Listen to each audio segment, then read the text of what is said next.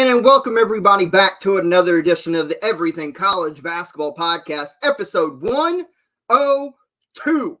I'm, of course, your host, Josh Burton, and joining me yet again are my pair of teammates, Mr. Corey Gardner, Mr. Phil Dexter. What is up, my guys? Hey, what's going on, guys? Hell of a day of college basketball yesterday. Excited to get into it, man.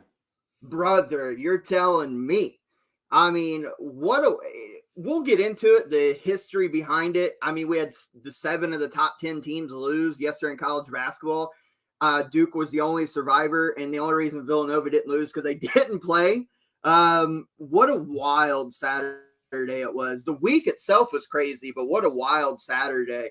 We'll get into that and all that and more, but guys, we could not do this podcast without our good friends and sponsors at manscaped.com. Right now, go to manscaped.com, use promo code ECB at checkout for 20% off your entire purchase and free worldwide shipping. If you're watching us, we're streaming live on the Facebook group, we're streaming live on the YouTube, and we're streaming live on the Twitter page right now. And if you're watching live with us, you'll see the banner scrolling across the bottom. It has all the information you need. Go to manscaped.com, use promo code ECB for 20% off your entire purchase. Free worldwide shipping. Fellas, March Madness is here. Not everyone can have a perfect bracket, but you can have the perfect set of balls this tournament season with the sponsors of today's show, Manscaped. The leaders in below-the-waist grooming have just launched their ultra premium collection to give you the total championship hygiene routine. After sweating out the games, make sure you lather up head to toe with this all-in-one skin and hair care kit to have your body and balls smelling Final Four fresh. Join the 4 million men worldwide who trust Manscaped with our exclusive offer. Like I said, go to manscaped.com and use promo code ECB at checkout for 20% off and free worldwide shipping. This is a Cinderella story you're not going to want to miss. Fellas, on that topic, we thank our good friends at Manscaped for sponsoring yet another show. If you can see the merch right here, repping them right now. But can you believe it's almost March? It's February 27th. This upcoming week, we will be in the month of March, and this last week has felt like March with the games. It's unbelievable, man. We're 2 weeks till Selection Sunday. We're going to have some conference tournaments starting this week. I mean, it's basically Christmas time if you're a college hoops fan. Dude, it has been nutty. I can't believe we're finally – I mean, think about it. We'll talk more about it, but we're going to have conference tournaments starting up this week. When we sit here next week and do episode 103, we'll just have crowned a couple conference champions and be on the verge after the show crowning a couple more. I cannot believe it's that time of year already. Yeah, it's exciting, man. We're going to have Dan Vost on next Sunday to sort of give us some breakdowns going into next week of what some teams need to do. Probably talk about some teams that stole some bids in the week prior. It's just, it's the most exciting time of year. We all wait 4 or 5 months through the regular season to get to this point. So, absolutely. Corey, I know you've been having some audio issues. Are you with us right now? Yep, I'm back. I'm here. There you go, my man.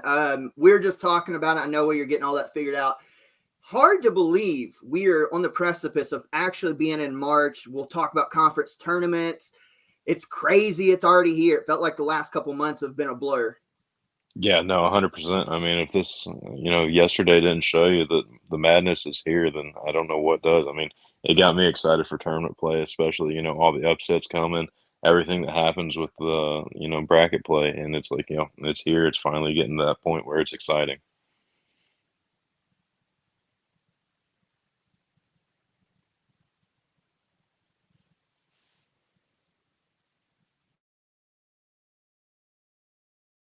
Lost connection there. Like I said, we're scheduled to be joined by a couple of special guests today. I'm still waiting to hear back from Jim Coyle from Indiana Sports Beat. If he gets back to us in time, like he should, he will be on with us. He's scheduled now, but we will be having Matt Sak from the Cats coverage join us and others talking some Kentucky basketball and everything surrounding the SEC as we approach SEC finales and tournaments. And more down the pipeline. I know, Phil, you mentioned Dan Vost will be back with us next week. It's going to be some loaded ECB action as we head into the month of March. Yeah, looking forward to talking to Matt today. He also has the Courtside Connect podcast. Just really locked in on Big Blue Nation, Kentucky in general. So that's going to be fun. Obviously, we got some huge games to get into from yesterday. We got some conference races that are just completely locked up right now. The Big Ten, you got a bunch of teams within a game of each other. So got some good stuff today. Let's start there. Again, episode 102 is brought to you by Manscaped. You'll see if you're watching us live on YouTube, Facebook, or Twitter, you'll see the rolling scroll how to go use the promo code ECB. But let's start with the Big Ten since you mentioned it. It is a log jam. I feel like that is not only a brutal conference, but it feels like a conference nobody really wants to take a stranglehold of. Every time we thought a couple weeks ago, Illinois finally had it, and then they drop a couple. Purdue has it in their grasp. All they have to do is win out. They drop a game yesterday. Wisconsin's on a 4-game win streak. They're leading the conference now. It's a log jam at the top, and we talk about it all season, especially finishing in the top 4. It is so imperative in that conference tournament to get the double bye, to get yourself some rest, put yourself in a better spot to be on Sunday for the final. And that top 4 right now, Wisconsin's leading the Big Ten at 14-4. Purdue's a game back. Illinois is a game and a half back, and Ohio State's 2 back. It looks like that top 4 though is pretty set in stone right now because Iowa's and Michigan State's both 10-7, 3.5 back. But what a crazy race! Who wants to win this conference?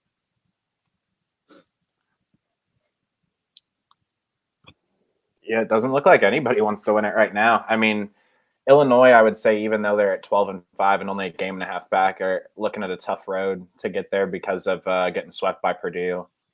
So that's going to be tough for them to catch up, and losing the one game they had with Ohio State as well. So the tiebreakers just aren't looking in their favor.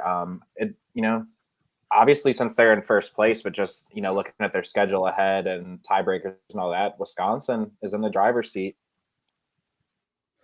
Yeah, and they've only got 2 games remaining because a couple years ago, if you remember, the Big Ten went to the 20-game conference schedule as opposed to 18 like most conferences do. Wisconsin's 14-4. They've got 2 conference games remaining. So does Purdue. Illinois has got 3 left. Then you look at your team, Corey. Again, with Jim Coyle ends up joining us from Indiana Sports Beat, we're going to talk a lot about Indiana, but they're 8-9.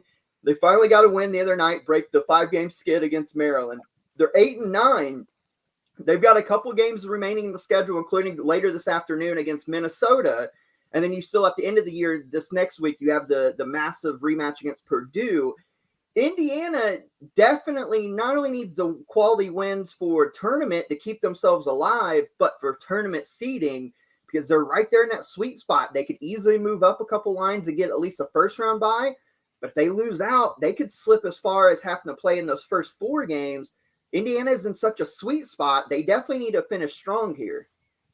Yeah, no, 100% they're definitely the Jekyll and Hyde of what's coming on the court each day. Hopefully they sit there and can pull out a couple wins. I think I kind of like their opportunities in 2 out of the 3. I think that Purdue matchup's going to be the one that really tells it's going to be that rough game on the road after coming off that hype that they had in Bloomington. A little bit back, what they do when they go to Mackey will be a true test. Oh, how are we feeling, fellas? Realistically, there is 4 teams alive for the Big Ten crown to end the season. But really, there's only 2. It seems like it's going to be Wisconsin, Purdue, and they're going to play this week down the stretch. Seems like the winner of that's going to end up winning the conference. But who do we think is going to come out as the regular season champs? Wisconsin, Purdue? Could Illinois or Ohio State somehow miraculously steal the crown? Or will it be one where we have a split share? Like I said, I think Illinois is pretty much out of it, considering just the tiebreakers and whatnot. I think Wisconsin takes it. I think they're going to beat Purdue this week, which really puts it out of reach for anybody else. So, yeah, I like Wisconsin. Corey, who you got? I'd say I kind of feel the same way. I think Wisconsin's playing really good basketball right now. I think I don't think we really have an opportunity for a shared Big Ten with the way Wisconsin finishes out the year. So I'm going to agree with Phil there. I think they take it. Yeah, I'm going to go the opposite. I still think Purdue was my preseason pick. I know they just dropped the one in Michigan State where they had a chance to put a stranglehold on it. I think Purdue beats Wisconsin in the rematch. I think that they go to the Kohl Center, give them a little taste of their own medicine, and then down the stretch can win at least a share of the conference title. So I'm going to say Purdue still finds a way. They write out my preseason prediction, so I'm not wrong on that at least. And I think Purdue's going to win it. That's just how I'm looking at it. I think especially coming off the loss from Michigan State that we'll talk about. I think it's a big-time wake-up call for the Boilers, a chance that the 1 seed's probably slipping away from them. They don't want to lose any more momentum. I've got Purdue finding a way to still win this conference. How about, though, me being extremely wrong in my preseason predictions? You go back and listen to the ACC preseason predictions that Peyton and I did at the start. I bought into the Syracuse hype. Not going to lie. I thought with coming off the Sweet 16 last year, Buddy's coming back, they got Jimmy Boeheim coming in. I bought into it, and I couldn't have been more wrong. I couldn't have been more wrong. Duke's leading the conference at 15-3. Notre Dame's 14-4. North Carolina somehow is only 2 games back, but there's only a couple of games left. Duke wins this conference, right? I don't see them slipping down the stretch here. I think 100% is their conference. I don't see any way that they slip up and lose out or lose the opportunity to take it. And I think the only reason that UNC sits kind of looking pretty like that, it just shows how weak the ACC is this year. Yeah, it's been bad this year. We've talked about it a lot. Phil, Duke's got to take this conference, right?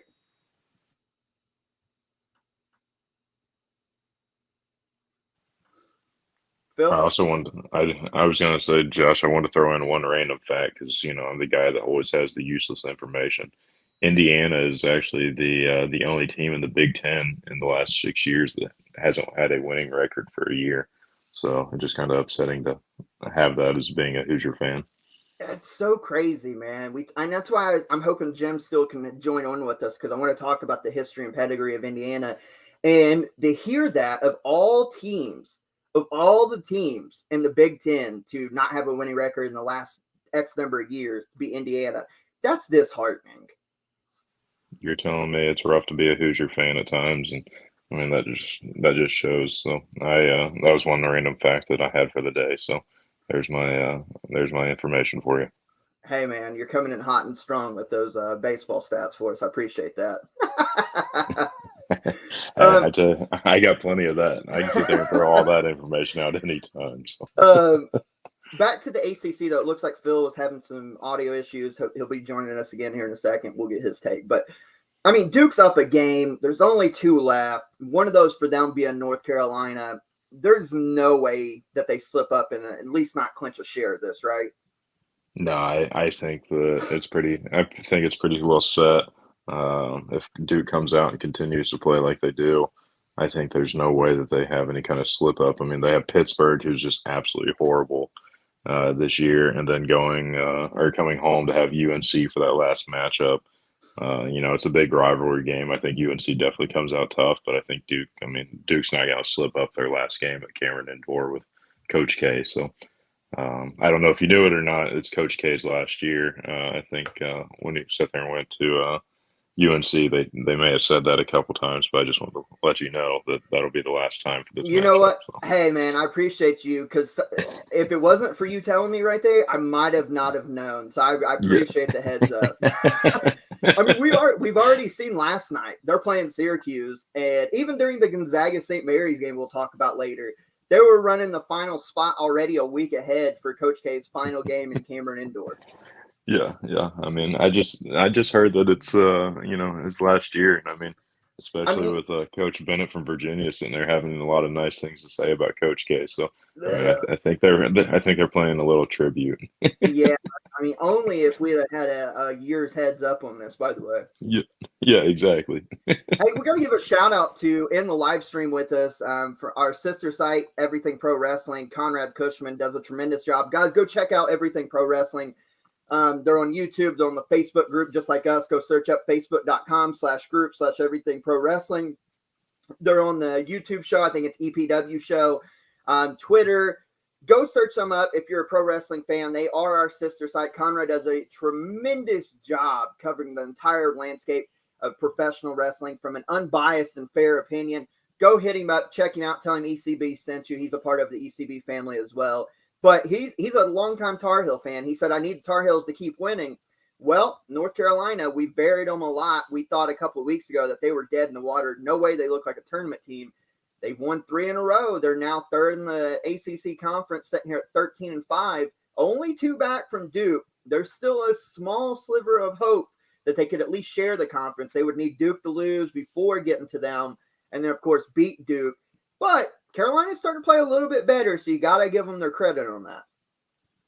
Yeah, no, 100%. I mean, they're sitting there doing all the things they need to do that we talked about to sit there and kind of keep their hopes alive. And I mean, they're playing better and better each game, and kind of putting some distance between them and the bottom half of the ACC and moving up to third now. I mean, they're sitting there trying to make their push to sit there and make sure they stay in. So.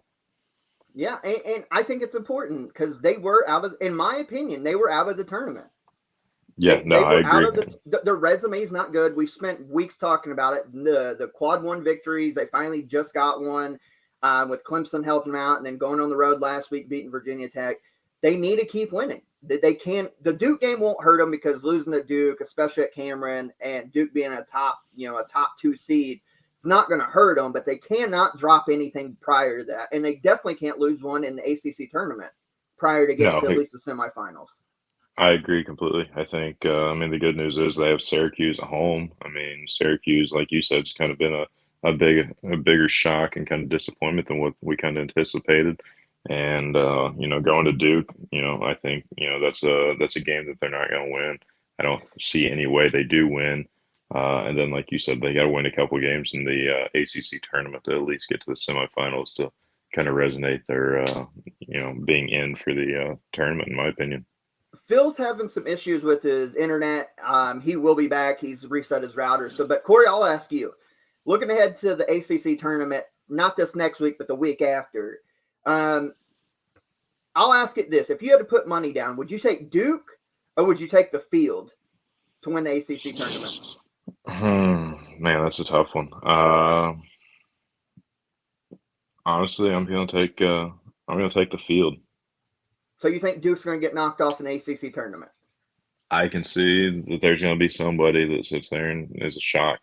So that's going to be my surprise. See, normally I would say that's right because the ACC is so much better, but I just don't see it, man. Did you see what they did to Syracuse last night? I mean, I understand Syracuse is up and down, but they lit that zone up. Yeah, that was actually a game that I got to sit down. We got done with our doubleheader yesterday, and I came back and sat down and finally got to watch a game yesterday, and it was I did. They sat there and tore them up, and Syracuse just had no answer at all. So if I had to lay money down on it, which I might, I've got Duke. I'll take Duke over the field. It could Wake Forest or Virginia or Florida State or even North Carolina knock them off. Yeah, there's always that possibility in college basketball, but I just don't see it. They're won 6 in a row. They're playing well. They're on a mission. By the way, hey, did you know it's Coach K's final year? I think I read that somewhere. I think it's kind of hidden a message, but I think it's, kind of starting to get out. Yeah, and I don't think they want to let him go without getting at least one final ACC tournament crown. I'll put my money down on Duke. You can have the field. Sounds good. Hey, we'll sit there and make a deal when I get back to Indiana. Winner gets dinner. How's that? Sounds good, man. But if I lose, dinner's Wendy's. If you fucking lose, then dinner is at some nice steakhouse. How about that? Well, I was gonna offer up the dollar menu, but now if we're going Wendy's, I mean that's still an upgrade. So I hope you like your 10-piece. Hey, just as long as I get the spicy nugs and I'm allowed a little bit of strawberry lemonade, so I'm in. Hey, that's a deal, brother. That is a deal. You guys got it down on video and on audio. Let's move to the Big 12 real quick before our first guest joins us. The Big 12 and SEC we've talked about all year, the top 2 conferences, 1 and 1A, or however you want to look at that. Kansas had a chance to wrap this conference up last night. Baylor beats them. We will talk about that. But now Kansas is only up a half game on Baylor. They're a game and a half up on Texas Tech, and Texas is 2.5 back. I don't see they can't come back. But between Kansas, Baylor, and Texas Tech down the stretch, you still probably favor Kansas. but they've still got to play Texas at the end of the season next Saturday. It's at Texas. There's a chance they lose that. Could Baylor or Texas Tech come back and steal this conference? I would kind of say that Baylor has the best opportunity. I mean, for Texas Tech to win it, everything has to play out perfectly, especially with only 2 games remaining. For them, 3 games for Kansas. I just don't see Kansas losing, to TCU this week. And then also, especially playing them in the span of 2 days. But I think Kansas it's their conference to lose still. I think if something does happen down at Texas, I think Baylor jumps in and steals that conference away. But no, I think it's definitely going to be exciting. It's definitely what you talk about for when March starts. All the madness comes with it. So. You look at Baylor's final 2 games. As long as they get by Texas on Monday and sweep that series, they end the year next Saturday at home, Senior Day against Iowa State. If they can get by Texas and have Texas beat Kansas on Saturday, Baylor's going to win the conference. Yep. I tell you, and it's. I mean, I thought Baylor was going to be the team to beat in the Big 12 early on, and I mean they've kind of hung around. Now it's kind of up for what Kansas dictates. I think Kansas is the team that if they cruise how they should, then they take it. If not, then I think Baylor steals it away. Well, that is the Big 12. But joining us now as we go to the SEC and kind of look at the conference now, joining us now from the host of Courtside Connect podcast and writer for Cats Coverage, we're joined now by Matt Sak. What is up, Matt? Not much. What is up with y'all? How are you guys doing? Doing well, man. Phil has got some internet connections. He will be back with us. I know he's eager to talk to you. But, hey, we've been going around at the start of the show kind of previewing and looking ahead at some conference tournaments and the regular season conference crowns. We talked about the ACC. We just talked about the Big 12. Now that you're with us, you're a lifelong Kentucky fan. You write for the Kentucky Wildcats. Let's talk about the SEC real quick before we get specifically into the Cats. You look around, Auburn's still leading the conference at 13-3. But we've got a log jam there for second. We got 3 teams at 12-4, Arkansas, Kentucky, Tennessee. Can you see either one of those 3 teams coming back and stealing it from Auburn at the end of the year? Not necessarily in the regular season, but the SEC tournament, I would actually be very surprised if Auburn won. They're undefeated at home, but they've been really unimpressive to me outside of their own building, whether it be neutral site or on the road. I mean, we saw them lose to Florida. It was a close game, but I mean, they had like 1 and 2 point wins like over at Georgia and at Ole Miss, who are SEC bottom feeders, and they really struggled on the road there. I think Tennessee and Arkansas are getting hot at the right times, and I think Kentucky is getting full strength right at the right time. And when they're full strength, I think they could be the best team in college basketball. So I think if those 3 teams are getting hot, regardless where they're seeded 2 through 4, I would pick the field over Auburn in the SEC tournament. I don't see. I just think in this last week the standings are going to hold as is. I think Auburn will win their last 2. Yeah, so Auburn has lost 3 of their last 6. We talked about it off air before we went live. Auburn hasn't looked good since the beginning of February, where they beat Alabama 181. Since then, you mentioned they barely beat Georgia. It took the Wendell Green runner bank shot to beat them on the road. They lose to Arkansas.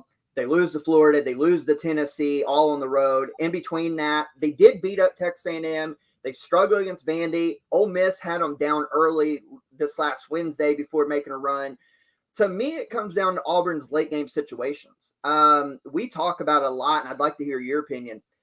It worked for games like Georgia, into game situations, putting the ball in Wendell Green's hand. But I can, for the life of me, not understand why Bruce Pearl consistently goes to Wendell Green when you have a superstar like Jabari Smith that can go get his own. I don't know if you got a chance to check out that game last night at Tennessee. They damn near made a comeback because Jabari Smith went nuts. Yeah, I actually did not get to watch the game. I watched a lot of them, and what you described sounds really similar to the game where they went at Arkansas. I mean, Jabari Smith single-handedly put them in overtime with a pair of 3s down the stretch. But then they get into overtime, they kept going to Wendell Green. And Wendell Green's a great player, but he's a volume scorer. So he's not necessarily efficient. So when you have one possession where you need a bucket, Like over the stretch of the game, you go through Wendell Green a lot. But if you need one bucket, an inefficient scorer like Wendell Green, I don't like your chances to get a bucket there. And like you said, you have maybe the best freshman in college basketball, maybe one of the best 5 to 10 players in college basketball, one of the best talents, period. You need to give him the ball, I mean, or even work through the post with Walker Kessler, do something in the pick and roll. I mean, the isolation with Wendell Green, they have lost many games that way. I mean, we saw a few years ago in 2019, I mean, Jared Harper, I mean, he was kind of that role. He was kind of their closer, the guard to go and get buckets down the stretch. Wendell Green kind of plays similarly. He's just not as good, in my opinion. So I completely agree with you. I think if they go to Jabari Smith down the stretch, I mean, that's a tough guy to guard. I feel like they'd win a lot more of these closer games. Well, we talked about it, I think it was last week's show, talking about Auburn. I just don't understand it because Wendell Green, he's only 5'10". There's only so much he can do. You looked at the final possession last week when they lost to Florida. He basically has the ball in his hands and settles and tries to throw a bad pass, and the clock expires. At 5'10", there's not much he can do, but yet you give the ball to Jabari Smith. In my opinion, at the late game, what Bruce should do, run it through Wendell Green, but give like some kind of dribble handoff to Jabari Smith, get him going downhill, because he can pull up and hit the three, he can hit that mid-range, or he can attack the rim. Win or lose it with your best player. That is always the rule of thumb. If you're going to lose, at least have the ball in your best player's hand to win or lose the game for you. I cannot understand, and I think Auburn's starting to show some cracks now. You go back a month, we thought that they were just a lock for a 1 seed. Lenardi's already dropped them to a 2 seed after last night. They've lost 3 of the last 6. Wendell Green's not the answer to win a game in the March at the end of the game. Jabari Smith has to be your guy to go get a bucket to either win or lose, and then you live with it. Yeah, and I mean, if Wendell Green is hot, I mean, there are fewer guys harder to guard in college basketball, but I mean, you go through those past 3 losses. At Tennessee, he was 1 of 7 from 3. At Florida, he was 0 of 5 from 3. At Arkansas, he, again, was 1 of 7 from 3. So in those 3 losses, he was 2 of 19 combined from 3. So when you have Wendell Green, a guy that's struggling to shoot, it doesn't make sense that you just force it through him, in my opinion. I don't understand the method there. I don't either, but we talked about Tennessee, we talked about Arkansas, we talked about Kentucky. Arkansas and Tennessee's red hot. I think Arkansas has won 14 of their last 15 of their last 16, right around there. Tennessee's red hot as well. Either one of those two, before we get into Kentucky, either one of those two could easily not only win the SEC tournament, but they're starting to show their potential that everybody kind of thought at the beginning of the year. These are teams now that can be second weekend teams for sure. I think for Arkansas, you can make a case maybe Final Four. I mean, when you have, to me, the NCAA tournament, especially second weekend and on, comes down to guard play.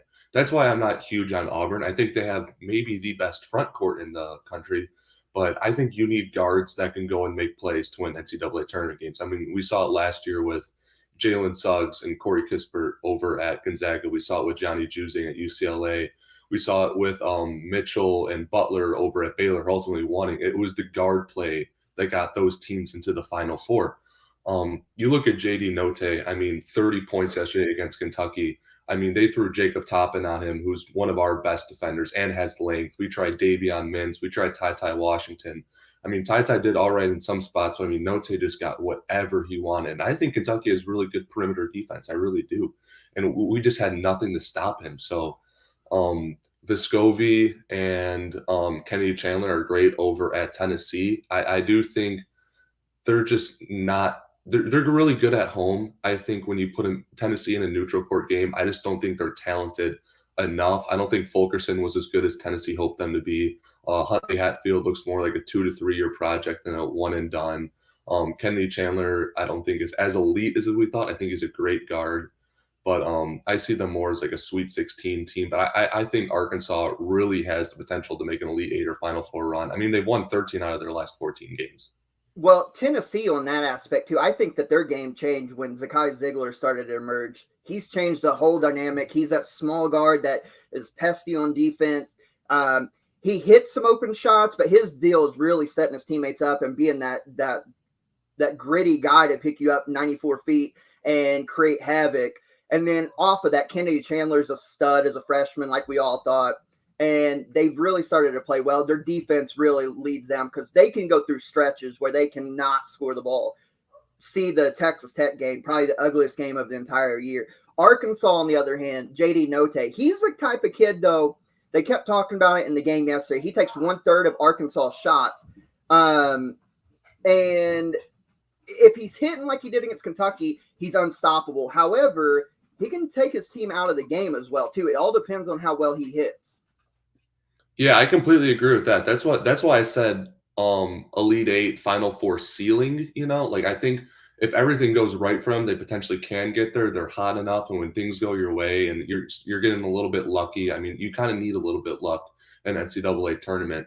But again, if things aren't going their way, I could easily see them being a first weekend loss, a round of 32 loss, just because of what you said. They are really one-dimensional. I mean, in the case of yesterday, Note was so hot that they didn't have to go another direction. I do think they have other players that can step up and make shots if needed. But so I don't think they're entirely one-dimensional, despite what some statistics might suggest. Like you said, if you stop Note, I mean, Arkansas is going to have a really difficult time scoring the ball. But of course, that is a little bit easier said than done.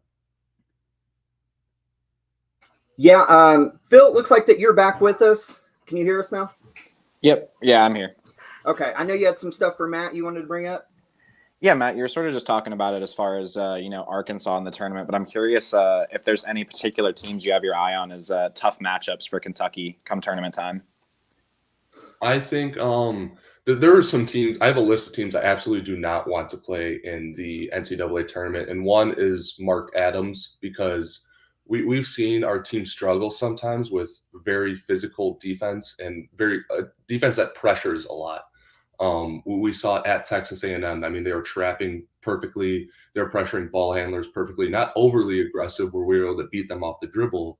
But I mean, it was just those two games at Tennessee and at Texas A&M, they had a perfect defensive game plan for us, and we couldn't get anything going. Luckily, we were able to find a way to get out of Texas A&M, but Tennessee, we weren't. I think Texas Tech plays very similar defense, and that would be a really difficult matchup for us. I don't know if they have the scoring to outscore us, but I mean, if we can't get offense going, I could easily see them gritting away a win out of us. And Gonzaga, they worry me just because I have no idea how good Chet Holmgren can be. Like, is he just a guy that's dominating in the WCC, or is he the next version of Anthony Davis, except he's 7'2"?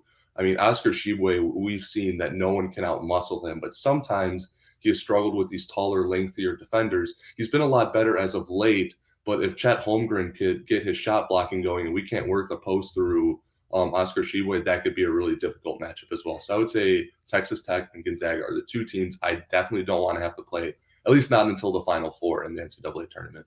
So everybody knows that I'm a lifelong Kentucky fan as well. For those watching live right now, you can see it on my arm. It's with me forever. We talk a lot about Kentucky because not only are they always in the spotlight, but because kind of my fandom as well. The one thing that Calipari, and this goes back to his Memphis days, that always, being a coach myself, annoys me, and we've seen it come to fruition yesterday against Arkansas. I have no idea why he does not run out of bounds underneath plays. We talked about off air, Phil and I did a conversation yesterday. Rick Barnes is one of the best in the country. You're guaranteed at least 6 to 10 points every single game from out of bounds underneath. Cal likes to just run that short corner to either a Keon or Oscar or Jacob Toppin, dump it in, and then just run a set. I have no idea why he does not try to at least run some quick hitters. Kellen Grady got his first bucket of the game yesterday with, 2:15 left when he hit that three. That's a perfect opportunity to run something for a guy like him or Davion Mintz, or run a little slip. Why does Cal not run out of bounds underneath plays? I think Calipari, I mean, obviously he gets lots of credit as a developer and a recruiter. I think he actually is underrated in terms of like an X and O's coach. I think people focus so much on all the talent he has. People don't truly appreciate what Cal does as a coach.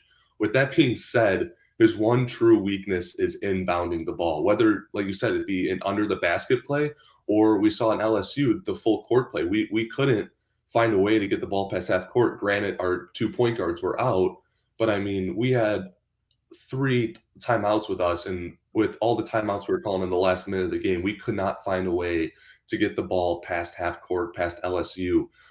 Same way, and that's not just against LSU. I mean, this happens all season. Anytime we get a full court press, we struggle to inbound the ball because we run the same play over and over again, and it doesn't always work, especially when teams can predict it. It's the same thing under the basket. I just think that's John Calipari's weakness. I hope someone down the bench, whether it's like Bruiser Flynn or Orlando Antigua, Jim Coleman, maybe they got something up their sleeve they could help Calipari with, because I mean, his whole career he's really struggled with inbounding play. I think he likes more of a set half court offense or a transition offense. So I don't think he likes running quick plays. I guess that's just his strategy. But I'm completely with you. I'm not sure why he doesn't do it either. I just think it's a weakness in his coaching. Yeah, and we talk about it. We talked about it on air and off air. I think at this point, you're going to be. I mean, obviously, you want to try to get up to the 2 line for the SEC tournament, a little better matchup. But regardless, you're going to be a top 4 seed. You're going to get one of those buys to play on Friday. At this point, I just don't see why against Ole Miss and Florida you play Ty Washington. He still did not look his healthiest self yesterday. I think you set him, maybe play him a few minutes to try to keep his legs fresh, but I just don't see why you risk him and potentially damage yourself, because this is a team, despite the loss yesterday, I still feel great about this team. I think everybody does in the media. This is a team that can win a title. So why risk it? Because we know that without Ty on the floor, the Cats aren't the same team. They can come back and beat Alabama and LSU. If you don't have Ty in the tournament when you're playing the Texas Techs or the Gonzagas or even Kansas in a rematch, I don't know if we can win. So what say you? Are you in favor of sitting Ty the majority of these next 2 games and just focus on getting him healthy for tournament time? Or would you try to keep playing him in?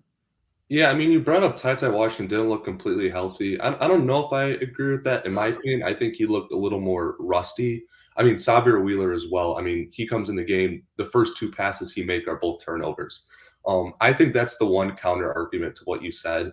You don't want guys coming in rusty. You don't want people coming into the the SEC tournament or the NCAA tournament, and the first few plays they make, the first half of basketball is them remembering how to play live basketball because they haven't played in a couple weeks. So maybe limited minutes.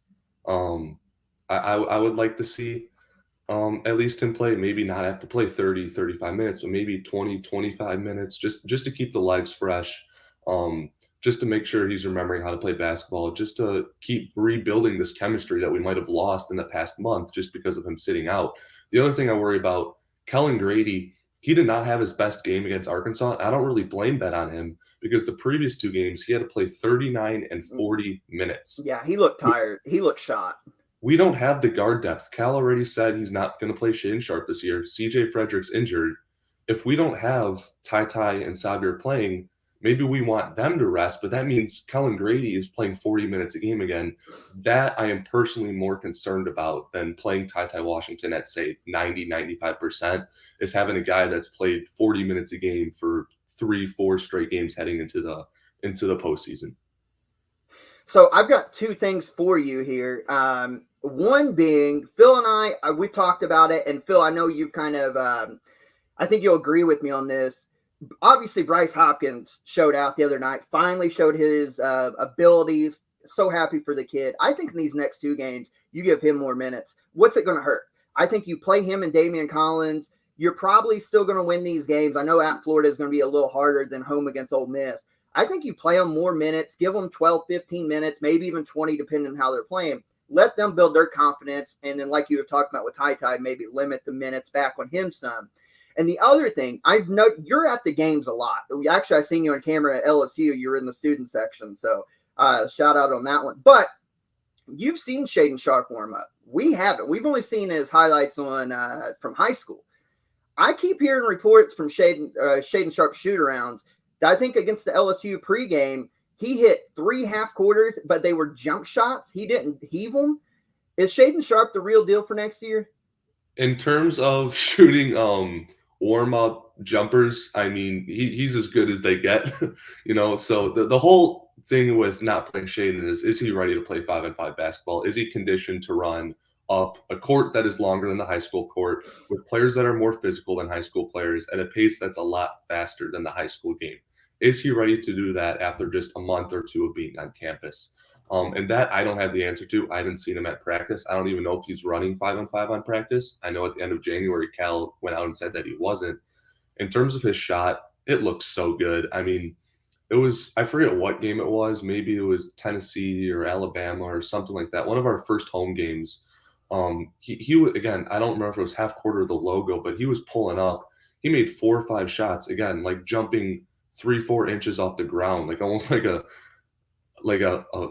how you would from like the elbow, just so effortlessly. I mean, he was shooting 3-pointers. He made 14, 15 in a row. So the jump shot looks good. We've seen him jump out the building. We know the athleticism there. Whether everything in between is, and we ultimately know that's what matters, especially with these 5-star prospects. We've seen a lot of people have all the tools, but they can't put it together. That's still a question. I'm personally not doubting it. I'm hoping we get him back next year so we can see it. But for everything I've seen, just from a warm-up standpoint, I mean, the kid looks legit. He checks all the boxes. So we'll go around the horn because, Matt, we appreciate your time. So we'll go around the horn. One final question for our guest today. Phil, I'll let you start. Yeah, no, I was actually going to touch on Shaden a little bit. So I'm just curious your thoughts on is he going to be there next year? Or, just considering he's already being projected as a top 10 pick in a lot of mocks if he does go pro. Do you think he's going to be able to resist that and come back? Or are your feelings more that you'll never see him in a Kentucky jersey? I am more biased, so obviously I want him to come back, but I truly believe he does. I mean, from what I've heard, all of our recruits are hearing, like their camps, their families, they're all hearing that Shaden Sharp's going to come back. Like Cason Wallace, Sky Clark, Chris Livingston, they're all under the impression, at least that's what they're saying, that Shaden Sharp is going to be back playing with them next year. I think Coach Cal has been saying all along from the very first day, the goal is to get him in and start practicing and be able to build around next year. And I just don't think Cal would straight out go and lie, especially with as much as he's hyping up Shaden Sharp, Like he wouldn't be going out and saying like, wow, you have to see this guy play. Show up early to watch him in warmups. This guy's incredible. I mean, this guy just scores the ball. He would not be hyping up Shaden Sharp this much. He would be saying stuff like, he's not really ready. He's not really ready. He wouldn't be hyping him up this much if we were going to never see Shaden Sharp, because Big Blue Nation, we know they can be hostile sometimes. He would not hype up Shaden Sharp this much just to let them down at the end of the day. So just with that fact, I really think he's going to come back. I mean, luckily we do have the portal, not like there is a Shaden Sharp level player that's going to be in the portal. But I mean, if he were to leave, I feel like we could find some replacement to mimic some of what his production would have been. But I'm truly planning. I have him penciled in on our roster next year as of now, and I would actually be shocked if he win the draft. Because even though there's reports saying he might be eligible, there's nothing proving that he is 100% eligible yet. He still needs to get a waiver from the NBA. That has not been done yet. So I'm still under the impression that he is coming back. Corey, you got one final question? Yeah, mine kind of pertains to the Indiana UK series. You ever see that kind of getting revived and starting back up? I don't think under Coach Cal. So I think we need to wait another half decade for that to happen. I think as soon as we get a new leadership in, after Mitch Barnhart goes out, after Cal hopefully wins a couple more national championships and retires, and we move on to the next coach, which inevitably has to happen at some point, I think the rivalry will revamp. I think as long as Cal is here, I unfortunately don't think we're ever going to play Indiana again outside of an NCAA tournament game. But I know I would love to. I think it'd be really fun. Indiana has looked pretty good this year. They had a few down years where they just haven't been that relevant, at least to Indiana standards. But it looks like they're on the up. Trace Jackson-Davis is a terrific player. So I'd love to see a matchup for them. I know a lot of BBN would love to. I just don't think it's going to happen under Cal. So maybe half a decade from now, once we get some new leadership in, I would love to see it at least. Yeah, you and me both. And I would definitely say, without the national champs, though, before Cal leaves. But, that's just me personally. Corey's an Indiana fan. I think that's why I asked that. I grew up, I'll be 33 this year. I grew up with the Indiana-Kentucky series where it's up in Indianapolis or in Louisville. When it's up in Indy at the old Hoosier Dome, there'd be 20,000 blue, 20,000 red. It was a crazy atmosphere. My last one for you. Looking ahead at the SEC tournament, we talked about it with the ACC tournament just before you came on. If you were to look ahead, say none of the top 4 seeds win, Kentucky, Auburn, Tennessee, or Arkansas. Give me one dark horse that can at least make the final that maybe nobody's thinking about. Because I've got my answer in my head. I'm curious to see who you think. Oh, I want to say LSU just because their defense is so good and they got a great scoring guard in Xavier Pinson, and they have a guy in Efton Reed who could be, if he hits that stride, he's a 5-star freshman. If he starts playing like a lottery pick or a first-round pick center, I think they could get over the top. I just don't think they have enough in between. I mean, Tari Eason's a terrific player. I just don't think they have enough. I mean, with losing Adam Miller, I think they have another injury somewhere on their roster. I don't think they have enough. I'm just going to say Alabama for that case then, because, I mean, in any given day, they could make 23s, you know? So if they got hot from 3 for the whole weekend, I could see them sneaking a few wins in there. But I would probably say Alabama or LSU, but I'd lean more towards Alabama just because I think if they got lucky and hit all their threes, their upside is good enough to do it. I'll give you mine, and it's a true dark horse, but I'm telling you, look at their games over the last month and a half. Even though they've not won a bunch of them, they're right there, and that's Vanderbilt. Scottie Pippen Jr. is my favorite non-Kentucky player in the conference. He is a stud, and, I mean, look at they lost to Mississippi State on the road by 5. They lose Alabama by 2. They beat Texas A&M. Auburn, they had them down for a long time before losing by 6 on the road. They lost by 9 to Tennessee on the road. They beat LSU. They beat Missouri. They give Kentucky games both times. That's a team. I know they're 14-14, but you've got a star in Scottie Pippen Jr. Anything happens in March, would not be surprised if Vanderbilt could put it together and make a run and sneak up on somebody. I love that pick. And oddly enough, someone told me today the Kentucky's win at Vanderbilt down in Nashville is now a quadrant 1 win, which I did not expect at all. It is a quadrant 1 win now. I haven't even checked the net this week, so I'd have to check, but that's crazy. I was shocked. I mean, Vanderbilt is just because of these past few years, you always see them as a pushover, but you're absolutely right. I mean, they went in Rupp Arena and gave us a contest. I want to say it ended at like a 5 to 6 point game. 77-70, and that's just because of late free throws. Absolutely. I mean, Scottie Pippen Jr. I mean, you talk about, I was talking with Alabama, you just have a guy that gets hot and hits a bunch of threes that could win. I mean, Scottie Pippen Jr. does that on all 3 levels, and it doesn't matter if you double team him. I mean, he'll pull up anyways, and he'll still make contested shots. So I love that pick. I didn't even consider them when running down through my options, but I agree with you. I can see it. Well, we appreciate Matt joining us today. Again, check out Matt at its campus. I just lost. Oh, it's a Courtside Connect podcast, and you're a writer for Cats coverage, right? Absolutely. Do you have anything in the works coming up? New articles or anything? Everybody needs to check out. I have AP poll updates that come out every Monday. Sometimes I do scouting reports before big games, and I just do game recaps for Kentucky basketball on the podcast. So pretty much for every game, you can expect something to come out. Tell everybody where to find Courtside Connect and kind of when it comes out. Yeah, Courtside Connect. It is Kentucky basketball's quickest game review podcast. Personally, I'm a little biased. I think it's the best, but objectively, it is definitely the quickest. So within an hour or 2 of every Kentucky basketball game, you go on Spotify, iHeartRadio, Apple Podcasts, pretty much anywhere you could stream any of your podcasts, as well as catscoverage.com. You'll find our podcast. Me and my co-host Scott Clark will have the full game recap, a breakdown, a little preview of our next game, some statistical and play analysis, all of that. We'll have it up within an hour or 2 of every single basketball game for Kentucky basketball. Well, there you have it. Mr. Matt Sak joining us. We thank you for your time. Hey, hopefully you can come back and join us during tournament time. We'd love to have you back. Absolutely. I'm a huge fan of y'all's too. I didn't get on board until like your 90th kind of episode, but I've been here for the past like month or 2, and I really enjoyed your content. So I really appreciate you guys having me on. It's an honor to come on and talk some college hoops with y'all. Absolutely. It was our pleasure. Again, Matt, we'll look forward to having you join us again. Ladies and gentlemen, Matt Sak, thank you for joining us. We appreciate it. Thanks so much for the time, Matt. What a great guest that was. Great insight to not only the Kentucky Wildcats, but into the SEC. We've talked about it all year, probably being the best conference in college basketball. That was a lot of fun. Yeah, man, as far as Kentucky coverage goes, and like you said, even just SEC in general, Matt's about as locked in as anybody that I follow or read. So it's really awesome to be able to pick his brain a little bit. Yeah, good stuff from Matt. You guys go check out his stuff over there. check out his articles and podcasts. Like I said, we'll probably have Matt back on for the tournament time to kind of preview as one of our guest analysts. But we've got a lot to get into this past week. We talked about it yesterday. It was the first time in history that 7 of the top 10 teams all lost in the same day in the AP poll. Where do you want to begin this week? I mean, I'll let you guys choose. Where do you want to even start?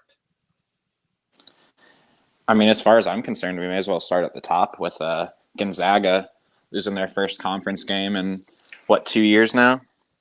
Yeah, it's been a long time. A long time. They were on a 17-game win streak overall since losing to Alabama back in December.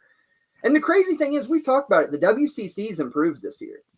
Like, it's not that bad of a league this year, and they're just ransacking through it. But regular season finale on the road, this is the team that has beat them more in the last 10 years than any other WCC opponent. And St. Mary's, they got throttled a couple weeks ago at Spokane. They came back with a vengeance last night. Late night West Coast tip basketball, but it was worth staying up for. St. Mary's 67, Gonzaga 57, and it wasn't even that close, really. St. Mary's dominated from the tip. Yeah, it was all St. Mary's all night long. And it's sort of one of those things where it feels like Randy Bennett almost every year, catches Gonzaga off guard at least one time. Like you said, they've been the team to knock Gonzaga up the most in the past 10 years in the WCC. But St. Mary's is legit. I would not want to run into them in the tournament. I think they're probably looking at somewhere in the 5, 6, 7 seed range, and definitely potential for a second weekend run. Yeah, and Gonzaga is now 0-3 on the year when losing it or when trailing at halftime. And it's the same story. Gonzaga goes as Drew Timme goes. He did not score his first bucket until early in the second half yesterday. He only ended up with 6 points, 4 turnovers. St. Mary's frustrated him. They beat him to the block. They did a tremendous job because Timme, we talk about it. You let him get deep in the post, and it's automatic. He will score 9 out of every 10 buckets he gets deep post position. But they did a nice job beating him to the spot, pushing him out to about 13 to 15 foot range, and he couldn't do much with it. They frustrated Gonzaga. They turned them over, and they played at their tempo. They ran when they had the opportunity, but they backed it out, burned clock, hit the shots that they needed. And you would think that this would be a game that, especially if you're going to upset Gonzaga like St. Mary's, they've hit 10 or 12 or 15 threes. They only hit 6 of them. And they didn't hit any in the first half, if I recall. They just controlled the tempo. They outworked Gonzaga. They frustrated them. I mean, Tommy Kuhse running the point guard spot, made good decisions all night. Logan Johnson had a crazy dunk. I mean, he went up, and only reason he didn't poster Drew Timme is because in midair, Timme backed off because he knew he was about to be on a poster. Athletic kid. I mean, they put a hurting on Gonzaga last night. They had them down as many, I think, 16 points. And then they tried to give it away. They started making some dumb passes. I forget what the post kid was. I don't remember if it was Tass or Dukas. I don't remember who it was. Tried to make 2 behind the back bounce passes to the post. They got picked off. They made some dumb decisions down the stretch that almost let Gonzaga come back. But St. Mary's dominated this game.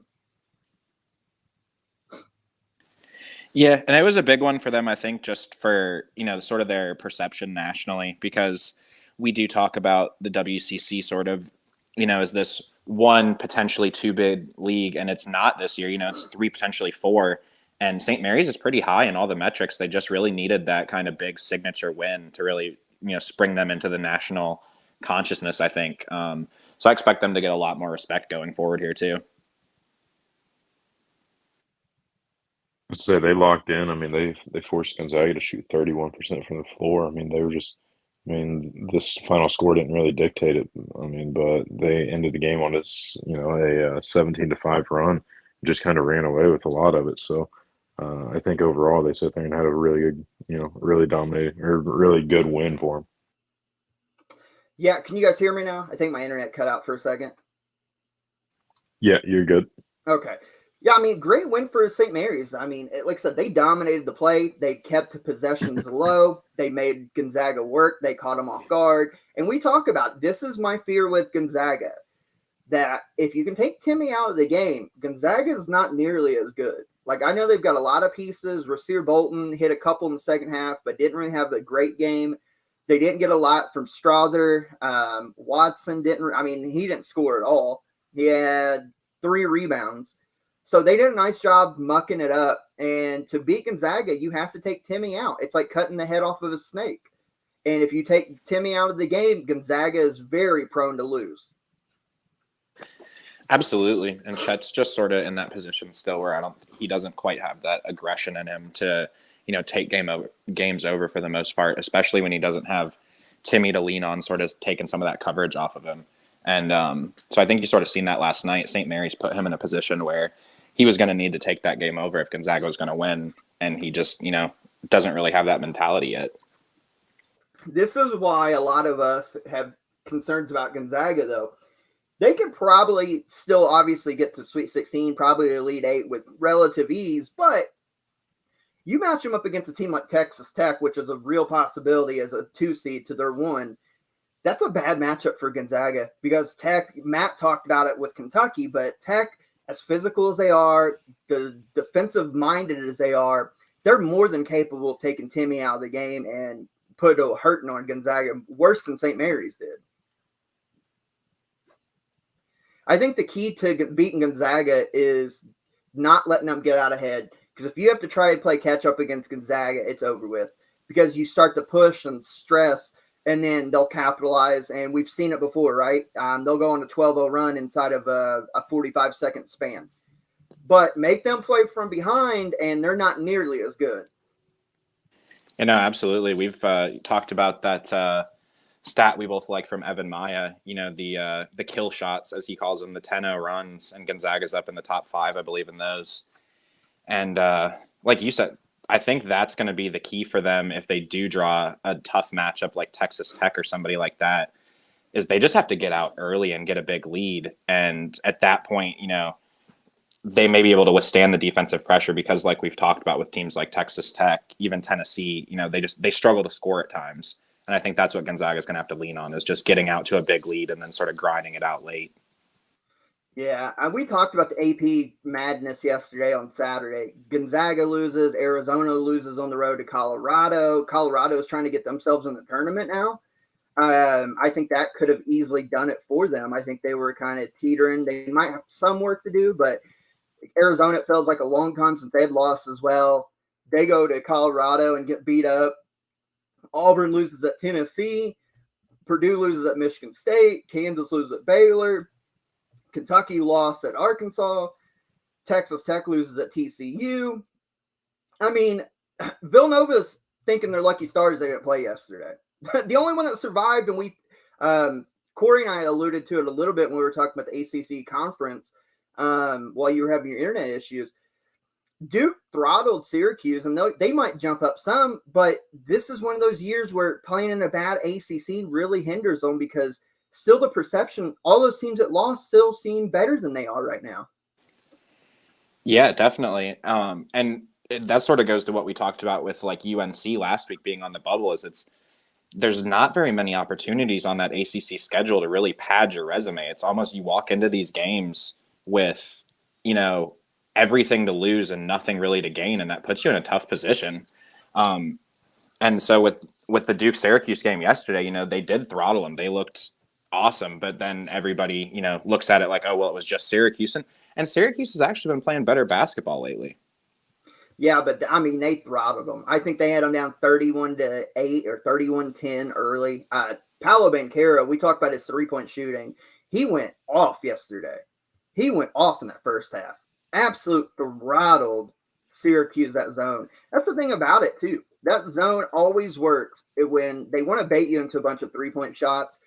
And if you hit, that zone's worthless. But if you're not, that's when they can suffocate you. Duke beat them 97-72. The last time that Coach K will be in the Carrier Dome did not affect them at all. I mean, what a game for Mark Williams as well. 28 points against that zone. 28 points.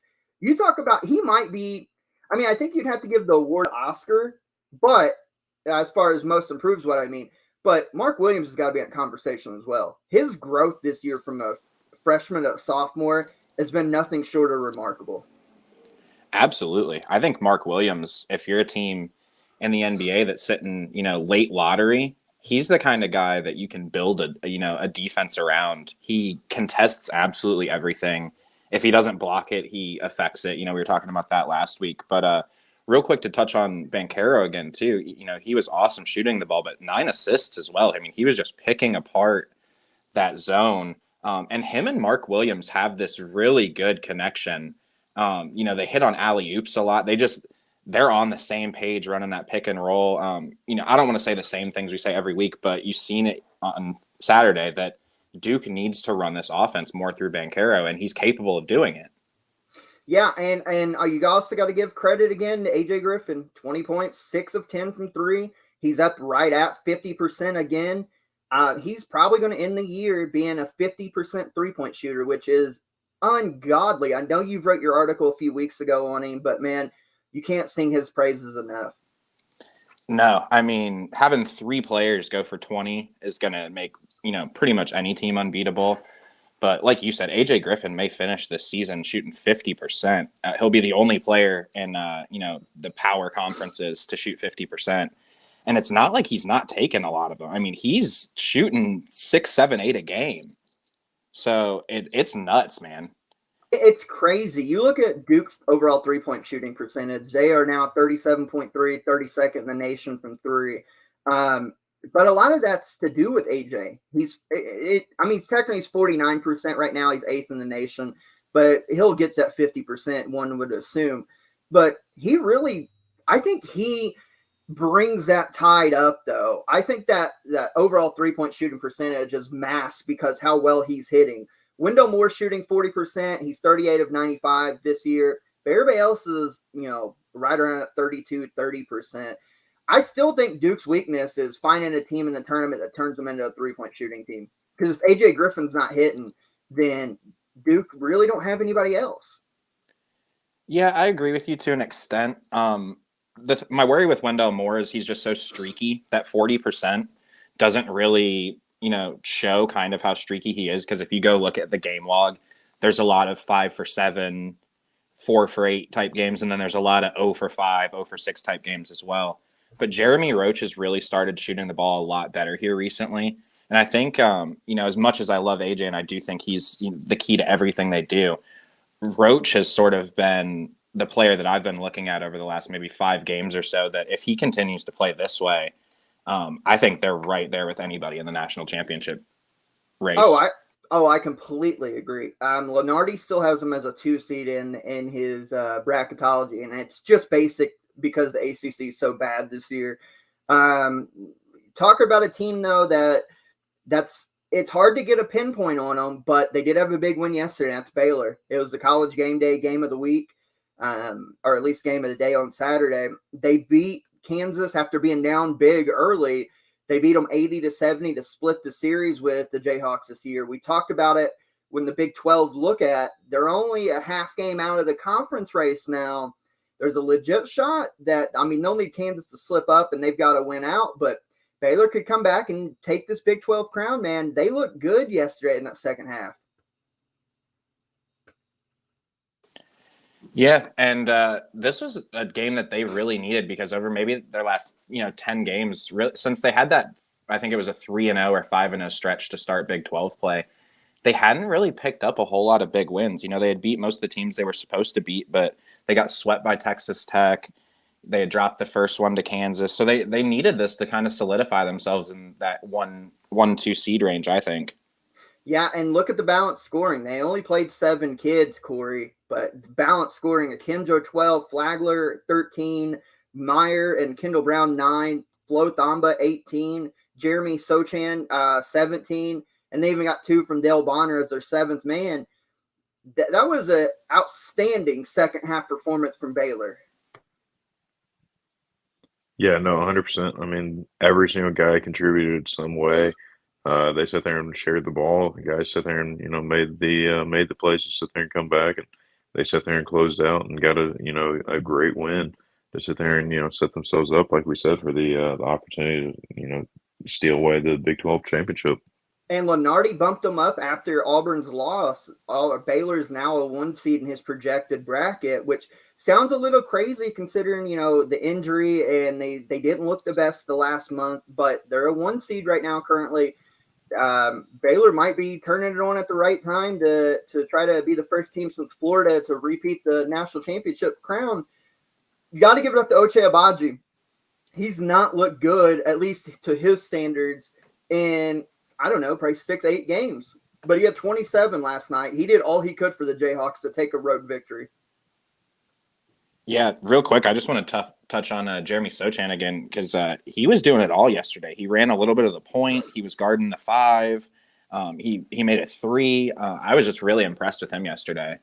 But going back to Kansas, yeah, Agbaji just he doesn't get a lot of help sometimes. Christian Brown was pretty good, but not quite what they needed, and they're just still not getting a lot of production down low. McCormick had 10 points, but not great. Wilson only 7. He was 2 for 10, 0 for 5 from 3. Kansas just needs to get more out of their forwards, man. We've said it every week. It feels like I feel like we touch on a lot of the same things, but it's still the same problems for a lot of these teams. Completely agree. Kansas is going to go. Obviously, Agbaji needs to have a good game. Braun, Peyton texted us in our group chat about, there's not a better trio than Wilson, Braun, and Agbaji. But they need their front court to step up, or else they're not going to get to the Final Four like they hope to be. I know they're playing better, but their front court's still the DNA of the Bill Self-led Kansas Jayhawks. Always has been, always will be. And they need Lightfoot, they need McCormick, they need Clemens, they need all those guys to step up and contribute at a high level, or else I see them getting bounced early before the Final Four. Yeah, and they're just still not getting quite what they had expected to get out of Remy Martin. I mean, he was okay yesterday, 2 for 3, hit a 3-pointer, but only 5 points in 11 minutes. I think they were expecting him to be more of a spark off the bench just overall this season. You mentioned Lightfoot just didn't do. I mean, he didn't have anything on the stat sheet other than fouls yesterday. He didn't take a shot. He didn't get a rebound. No steals, blocks. Literally just 4 personal fouls in 4 minutes. They got to find a way to get more production out of basically everybody but Agbaji. I mean, even Christian Brown, 17 points, but 6 for 13, 2 for 5 from 3. He came up with 10 boards, which, says a lot about what we're saying about their front court when Christian Brown's the one pulling down 10 boards for you. Meanwhile, you got Wilson with 3 boards. I mean, they can't win that way. No, not at all. And Baylor has jumped up to 3rd in KenPom now, so they're starting to make their rise. They're 9th in offense, 12 in defense.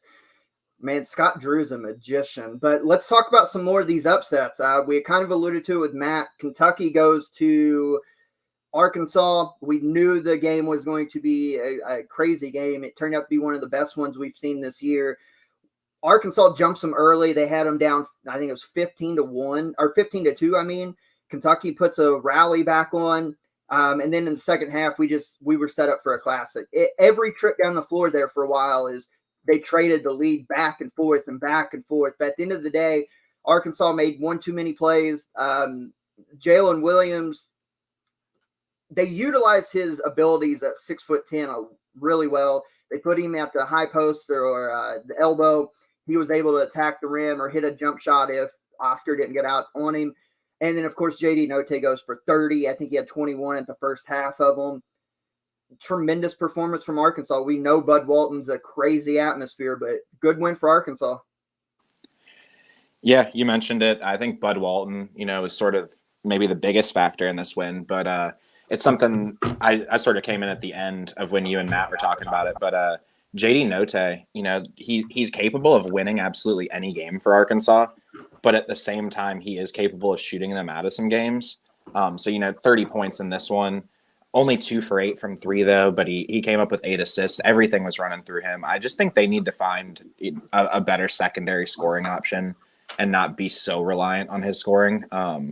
I do think they have the potential for a Final Four run, but I think they're one of those teams that could be knocked out in the first or second round if Notae has a cold shooting game. Yeah, it's a weird one, right? We did allude to with Matt. Notae takes at least a third of their shots. And if he's hitting, then they can beat anybody. But if he's missing, he puts them in bad spots because he does force some shots. But great win for Arkansas. The Cats, I mean, Oscar Tshiebwe wrapped up National Player of the Year yesterday. He had to. 30 points, 18 rebounds, 8 of them offensively. He's really kept Kentucky in that game in the first half. They kept dumping it into him. He had to wrap up National Player of the Year yesterday. Yeah, he was great. I mean, 30 and 18. And Jalen Williams has been kind of the defender, or the type of defender this year that, potentially would give him problems with that long athleticism. But, he pretty much controlled the game, and had Kentucky got a little bit more out of their guards, they definitely, could have I don't want to say even stole this game, because they only lost by 2. And you look at it, they only got 3 points out of Kellen Grady, didn't get anything out of Mintz. They got 14 out of Ty, 14 out of Severe and 10 out of Ty, excuse me, but neither of them shot the ball particularly well. This game was right there for Kentucky to take if anybody other than Oscar had stepped up. Yeah, but not a bad loss for the Cats. They're right there. And the way I put it on the Twitter page is it took Arkansas having a guy going nuts, the home court advantage, they're red hot. Kentucky didn't get much out of their guards. They were down big in the first half, and they still only lost by 2. I think that says a lot about this Kentucky team. Yeah, I mean, we mentioned it yesterday when we talked off the air, but I honestly don't believe in moral victories, but this wasn't a bad loss for them. It's another, game in a tough environment. We talked about it being important that it was early on in the day to get them some experience playing in early games. I think this was a big game, actually, to get them battle tested for tournament time. Completely agree. We had a couple more upsets in the top 10 yesterday. Let's go to Purdue, Michigan State, Phil. Yeah. I mean, Michigan State loses to Iowa early in the week and had just been completely kind of having the wheels fall off, and then gets the win yesterday. And we thought Purdue was in a position to sort of take control of the Big Ten race, and all of a sudden, they put Wisconsin in the driver's seat. And it's sort of the same concerns we've had about Purdue. They just did not play good defense. Yeah. What a performance, though, down the stretch, though, for Michigan State. They desperately needed that win. We talked about them a lot about sliding at the end of the year. They desperately needed that win. Yeah. When we talked about them a few weeks ago, I think we sort of kind of just took for granted that they were in the tournament. And then they had that 5-6 game stretch where I think they went 1-5. And it was getting to the point where if they didn't finish strong, they were really going to be, in trouble, especially with some of these other teams making a stronger bubble push. But, they finally got a decent game out of Max Christie. He had just been absolutely horrible as of late. He was able to hit a 3-pointer. They shot 45% from 3, which was big for them. Part of it, too, is Purdue just did not shoot the ball well. I mean, 1 for 9 from 3. That's just not how they usually shoot. A lot more threes than that to begin with, and then to only make 1 of them.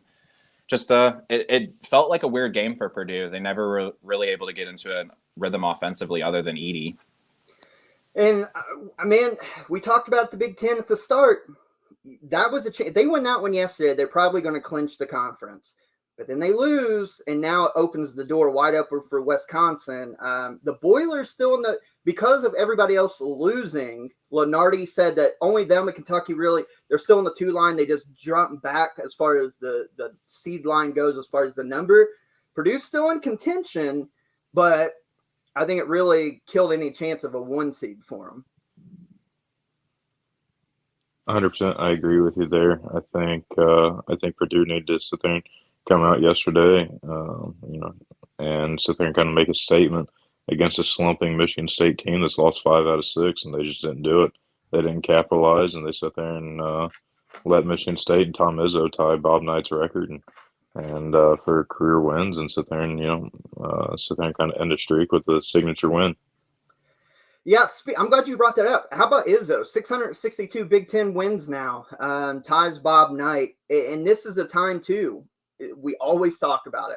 It doesn't matter how good or bad Michigan State's playing. As soon as the calendar gets ready to turn March, that dude has his teams ready to go. It never fails. It's like we always talk about death taxes. What's death, taxes, and Tom Izzo in March? Yeah, no, 100%. I agree. I think Tom Izzo is a Hall of Fame coach and has closed out a lot of great years because of, I mean, he gets his guys ready to go and they come out and, they start to lock in at the right time and they kind of reach their peak at the right time. So it's kind of exciting to see. How about Providence, real quick? Because we're waiting on Jim to join us. Jim Coyle from Indiana Sports Beat. He should be on here shortly. Let's talk about Providence. They didn't play yesterday. I'm sorry, they did play yesterday, but they clinched their first ever Big East crown. Ed Cooley and company. I was listening to the Field 68 and everything.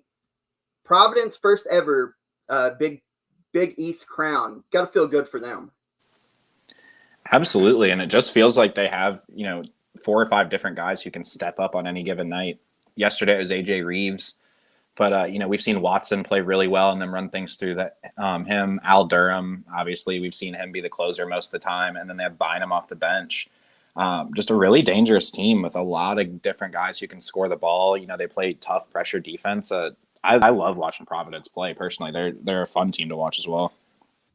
Well, joining us now on the Manscaped Everything College Basketball episode 102 from the Indiana Sports Beat Radio, we're joined now by Jim Coyle. Jim, how is it going today? Oh, it's just wonderful. Another game day. Another not day off. Yeah, I know.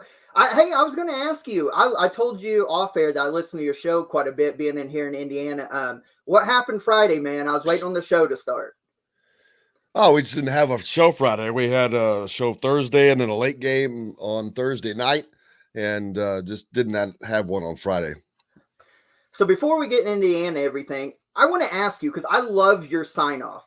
Your sign-off to me is one of the best ones I've heard because it's unique. You're always like, see you on the radio. Where did that come from? I have no idea. I've been saying it from the beginning. And I don't know. I was like, man, did I steal that from somebody? Because I haven't heard anybody else say that. And I'm like, it just either came to me or I stole it from somebody. And I don't know that. I'll be quite honest. But I don't know. It was something that came out and I'm just trying to think of something unique to say. And I think maybe because I always go by the adage, I used to be a television sports anchor, but I will say, hey, I got a face for radio and a voice for newspapers and an intellect for yearbook or something like that. But maybe that's where it came from. I don't know. Well, it's unique. I always like it because most people try to sign off like, hey, we'll see you tomorrow or something. So I always thought it was unique. Thank you. I appreciate that. Yeah, let's talk about the Hoosiers, though. They are 17-10 right now. They're 42nd in KenPom. I think they've been fluctuating in the last month between that 40 to 60 range, just depending. But it kind of felt like the same. We came on here after the Purdue game and talked about this is the year Indiana finally breaks the tournament streak. They look solid. Now they're playing for seed line. I think at the time they were as high as like a 5 or 6 seed. And then they go on the losing streak. It's so weird to me, especially growing up in the state, following Indiana. They're 116 in offense. They have a great defense. How do you explain Indiana's lack of production on the offensive end? Personnel. They don't have the personnel. Well, they don't have the personnel. They don't have. I was just watching a highlight a minute ago or earlier. AJ Guyton. They don't have a guy that can just hit shots. They don't have a guy that if they need a shot, they can go to. They don't have an alpha dog. They don't have a guy that's going to say, just get out of my way. They don't have that. They don't have a Johnny Davis. Well, they don't have a AJ Guyton. Well, or anything like that. Yes, to today's game, yeah. But Johnny Davis, Wisconsin, without Johnny Davis, what are they? Well, that's true. There might not even be a tournament team, and that's why. No. If they didn't have Johnny Davis, they wouldn't be an NIT team. They're not. They're one to me. They're one of the most amazing teams because I watch them like, God, they are not very good.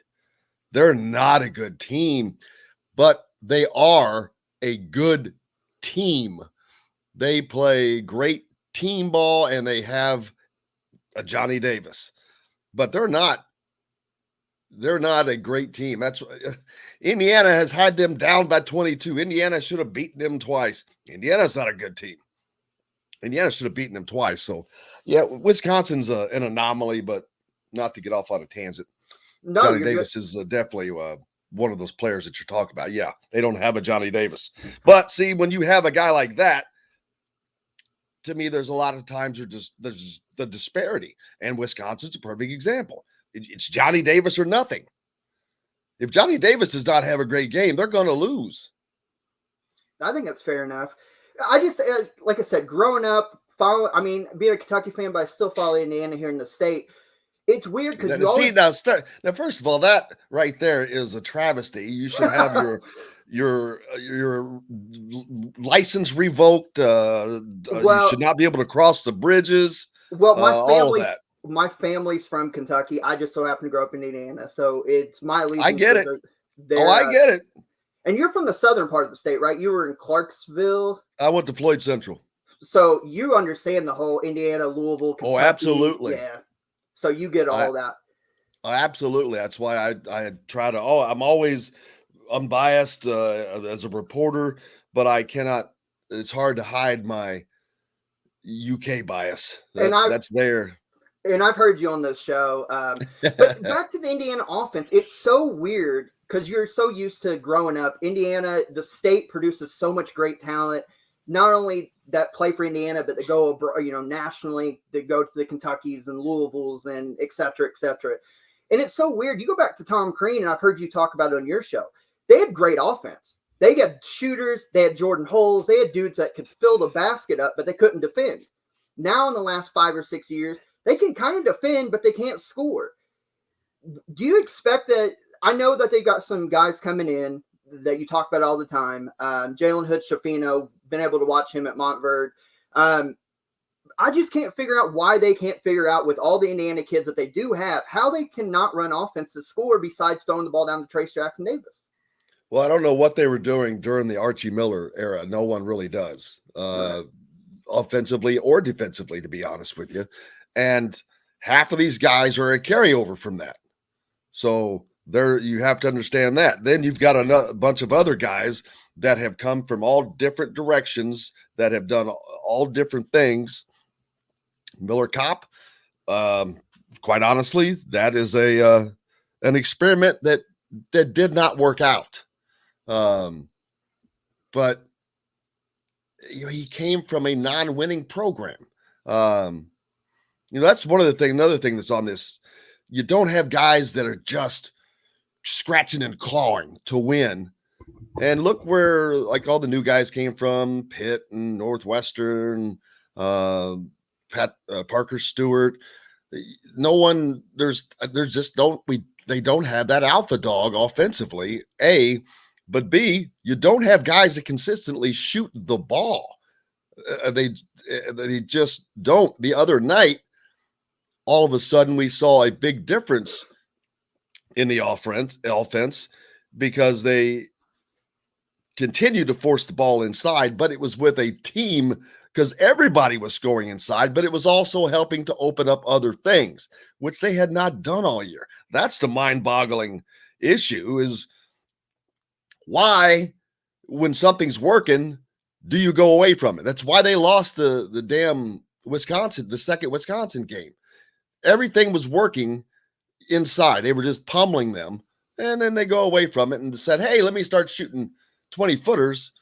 Let's have a guy who's not proficient in shooting 20-footers. Let's have him start taking 15 20-footers.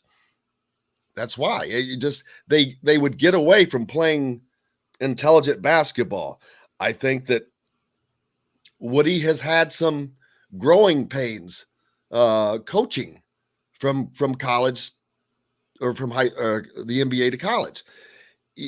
We've seen it with his substitution patterns, and he's learning you can't do that. You can't bring 5 guys off the bench, at least not right now. In the NBA, yeah, you could do that because no matter who they are, all 5 of those guys are professionals. Well, that's not the case. If you bring 5 guys off of your bench, you may have a good player on this end, and the other guy, he may be someone that, man, never sees the floor.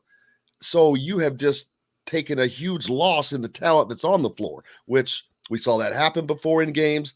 They gave that ended up costing them a game or two. So there's been a wealth of things that go into that offensive question, and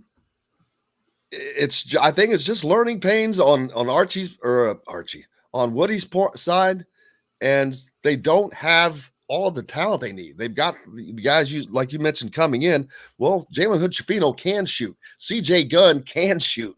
He's been scoring 30 points a game all the time. And so these guys can score. And that's what they don't have right now. So Anthony Leal, he's another kid that maybe just needs the confidence, but I know he can shoot. I've seen him. I watch him. I've seen him at Bloomington South his senior year play at Columbus East, their sectional game, and he had 20 in the first quarter. I was like, Jesus. It's a mindset. It's he's got to get back into being able to feel like he did in high school, which when you're in high school, it's a lot easier, I guess, to feel that way because you're the guy. He was the best player on the floor out of 10. Well, that's not the case now. He's in a different situation where at most times he could be, I don't want to say the worst, but the number 10 out of 10 on a talent level. And that's a big acclamation to get to. And that also puts pressure on you. You don't feel as comfortable or as confident doing the things when you're like, oh my God, I'm at the bottom of the totem pole talent-wise on the floor right now. You got to get past that. You've got to mentally tell yourself, no, I'm still up here. And that just takes time. I got one more thing for you before I pass it off to Phil and Corey. And Corey's a longtime Indiana guy too, so I'm sure he's going to have a heyday with you. But go back to the Purdue game. Trace Jackson Davis in foul trouble. He barely played that game. Indiana still wins, but they went away from the 4-out, 1-in. They spread the ball more. You have guys like Rob Finney. I know he's been injured, not really been able to play since then. But they look so much better without Trace on the floor.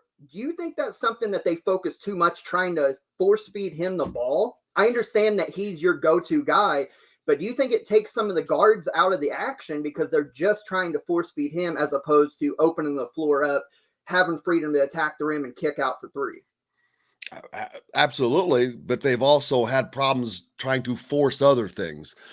And I think that's been an issue, is trying to force things when they're not there instead of running things smoothly, which they did in the last game out, but that was a completely different offense. I was like, wow, what the hell? Miller Kopp was scoring at the rim. Parker Stewart was scoring at the rim. Everybody was scoring at the rim. That hadn't happened all season long. So that was a gigantic difference of not forcing, of taking what they were giving to them. And yes, they have forced things. It's not just trying to force it to Trace Jackson Davis, though. It's just, I think that they have forced things when they shouldn't. That makes sense. Phil, you got something for him?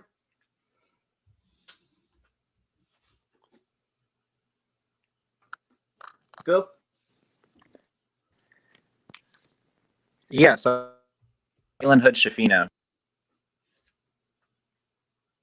Are you there? I think you're having audio issues, Phil. We'll go to Corey. Corey, are you there? Yeah, I'm definitely here. Okay, go ahead and what you got. Jim, I'm a longtime fan. Like Josh said, I've been a Hoosier fan my entire life. So I grew up going to games. I'm originally from Columbus, so right down the road. East or north? I was a north guy. So we didn't. East is in the Hoosier Hills Conference with Floyd Central, and so we didn't. I never played north. Yeah, so I'm actually a baseball coach. So I actually had a couple kids from the Floyd Central area that played travel ball for me and stuff in years past.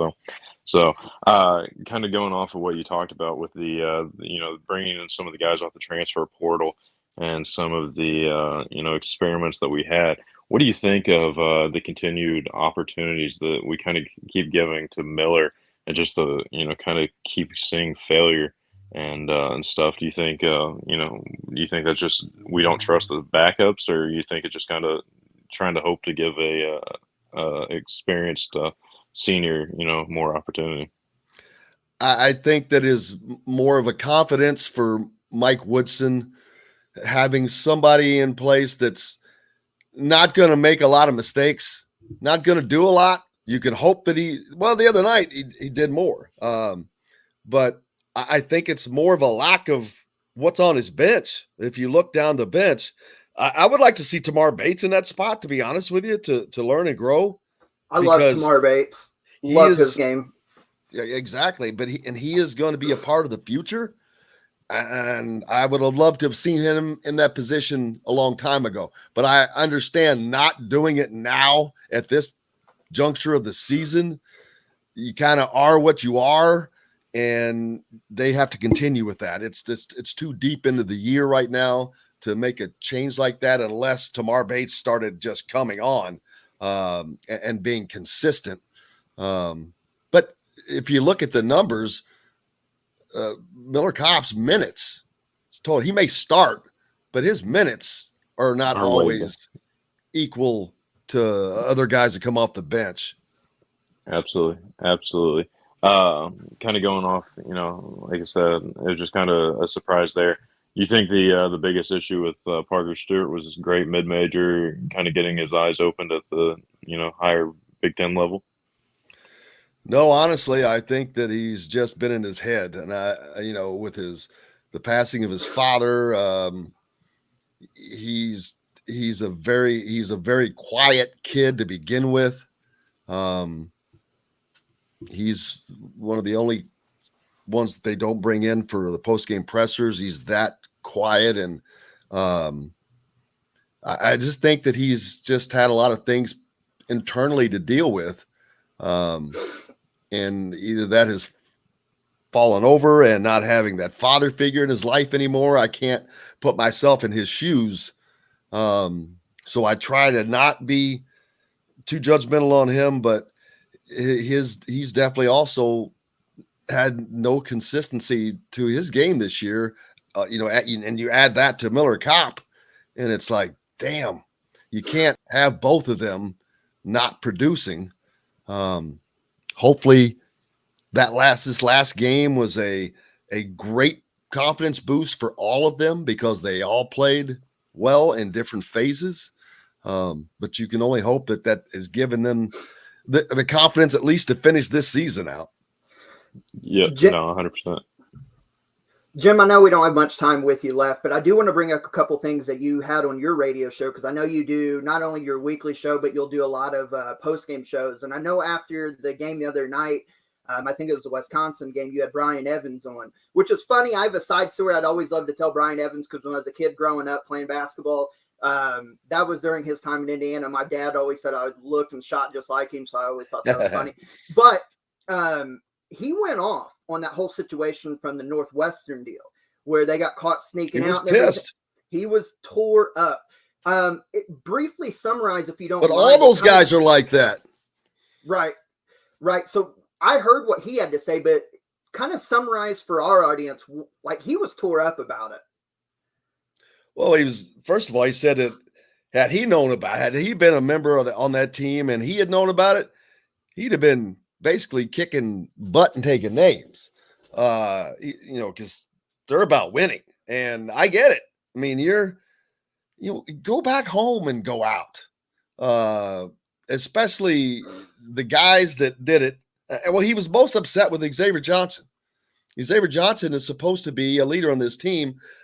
De facto, he hasn't been here. This is his first season, but still, you're the point guard. You're the guy out there. You're the guy that everybody's looking to.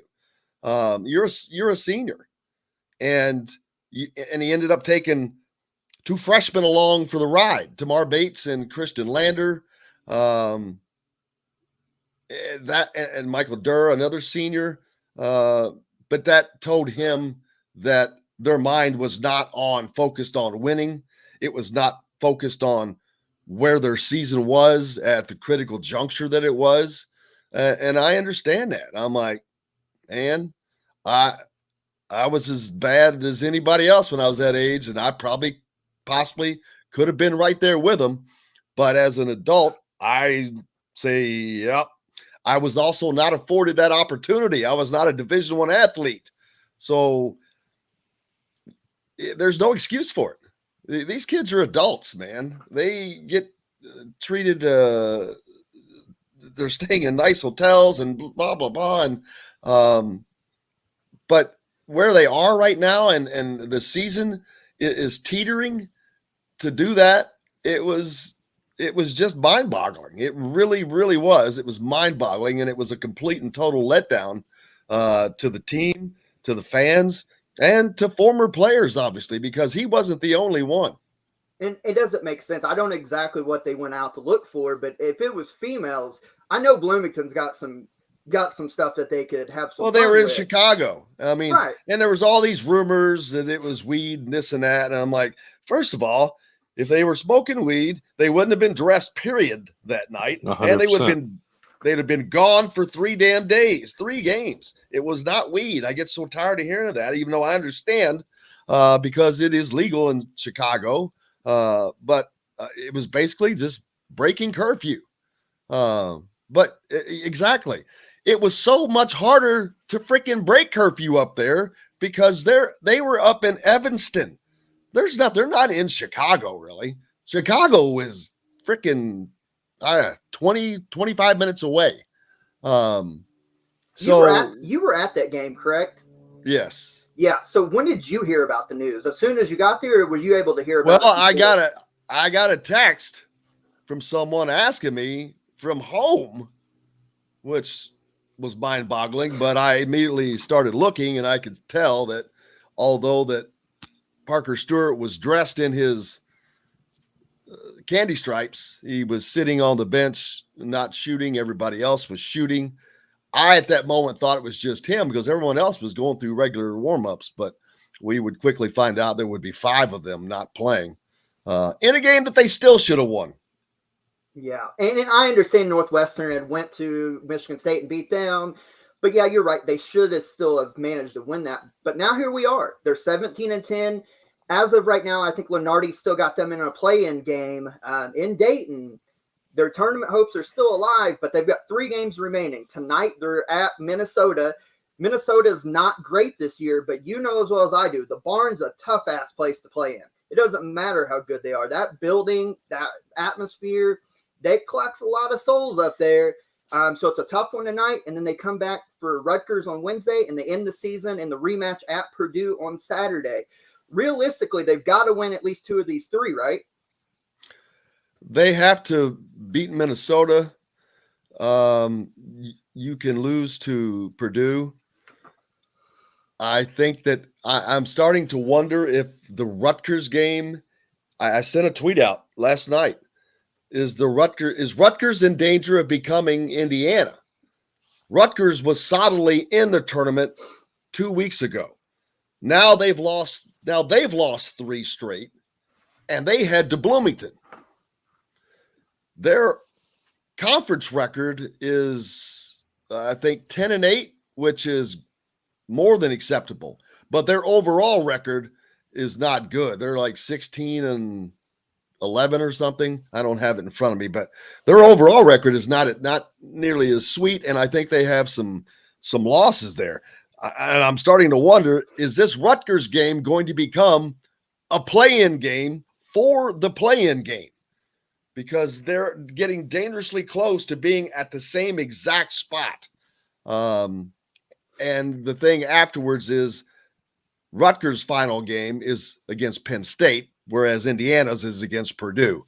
So there's not much, I'll be honest, there's not much hope that Indiana is going to go to West Lafayette and upset Purdue there in Mackey Arena. But if they beat Rutgers in Minnesota, I don't think they have any problems. They would already be in. They're in right now. 2 more wins will only solidify them and move them up the seed line. It may not, I don't know if it would probably get them off of the first 4 in, which is a horrible place to be. But we saw UCLA go from an 11 seed, and they should have been in the freaking championship game last season. Crazy. Yeah, we talked about it last week when the committee revealed the top 16, and then we kind of looked at, I think it was Jerry Palm's, which I don't like Jerry Palm's brackets, but we looked at it because that was the CBS one, and he had Indiana and Memphis hooking up in Dayton, and I was like, that's a bad matchup. It's a fun matchup. It's a bad one. Indiana, I think, wants to try to obviously get themselves solidly in the tournament. I think right now Lenardi's got them playing San Francisco, which is a little better matchup for them in the play-in game. But either way, I still think as an Indiana fan, you and Corey can talk about this real quick. Just getting in the tournament, it doesn't matter where you're at. Just get in the damn tournament at this point. For Indiana, absolutely. Breaking that tournament streak, that is of utmost importance. That is a breath of a relief. It tells the recruits, oh yeah, they're back. They need me, but they're back. Or they've started that process. So absolutely making the tournament is critical, paramount, and not making the tournament this year would be an epic failure, in my opinion. No, I 100% agree. Okay. Sorry, I was just going to say, so I always tell people, in the recruiting trail, you can either recruit really well on winning or history.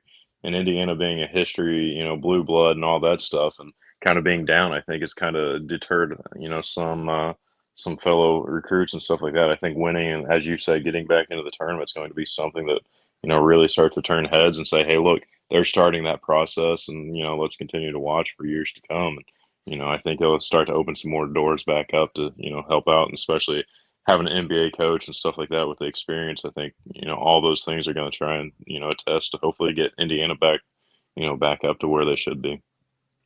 Yeah, if you're not playing in the tournament, no one is going to want to come play there. I mean, they're just be honest with you. But I think the fact that Jalen Hood-Schifino coming, with Galen Banks coming, with CJ Gunn coming, they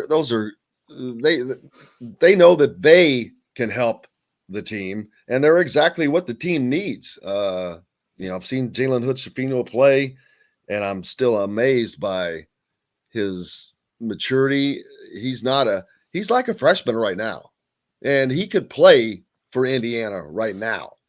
I mean, he would be probably the backup point guard to Xavier Johnson at this moment. And had he been here all year, I don't know, he could be starting right now in place of Parker Stewart. Well, I to think be quite honest with you. I think getting a national recruit like that again is huge for Indiana's profile, coming back up to that blue blood status, because it's one thing to recruit Indiana and there's great prospects, but to be able to put your name back at the top of the marquee, you have to recruit nationally. And I think that's a step in the right direction. I know we're running short on time with you. Final question.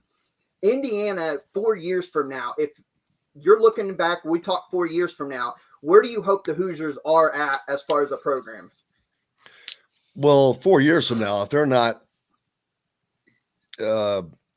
readily able to compete for Big Ten championships and deep into the NCAA tournament, then where are they? Because it does not take that long.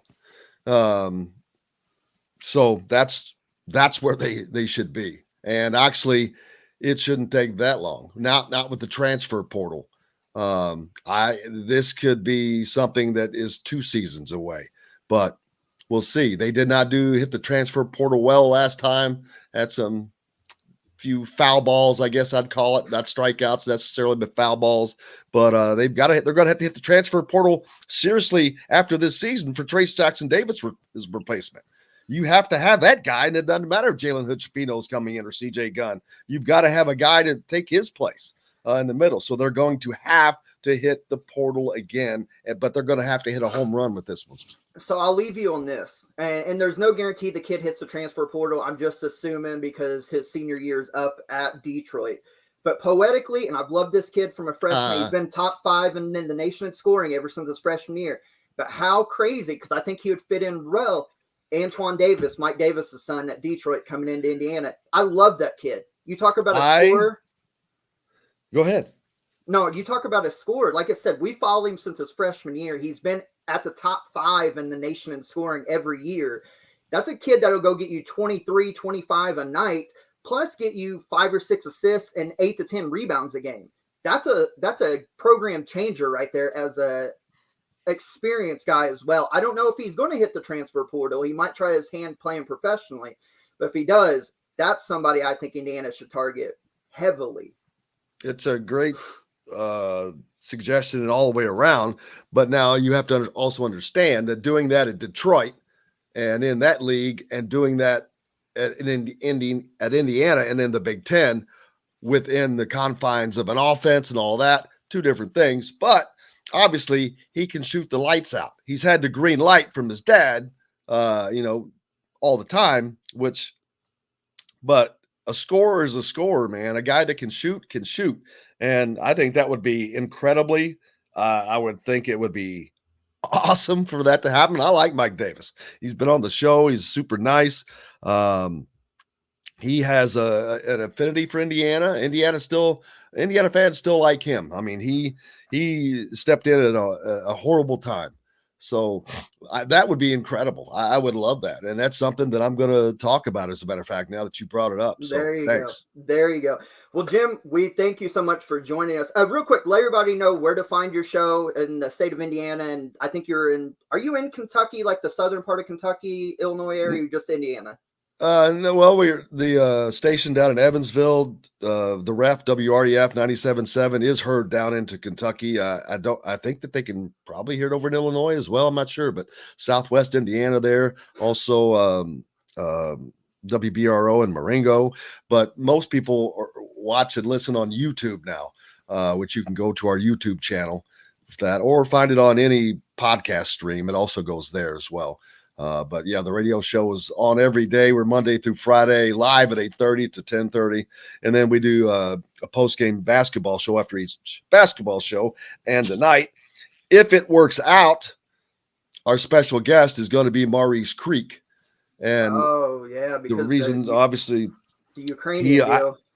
I've been, talking with him the whole time, and I was on the phone with him yesterday, and he's still in Ukraine. I mean, some people thought he got out. Some people, there was a video that said he was in a bomb shelter.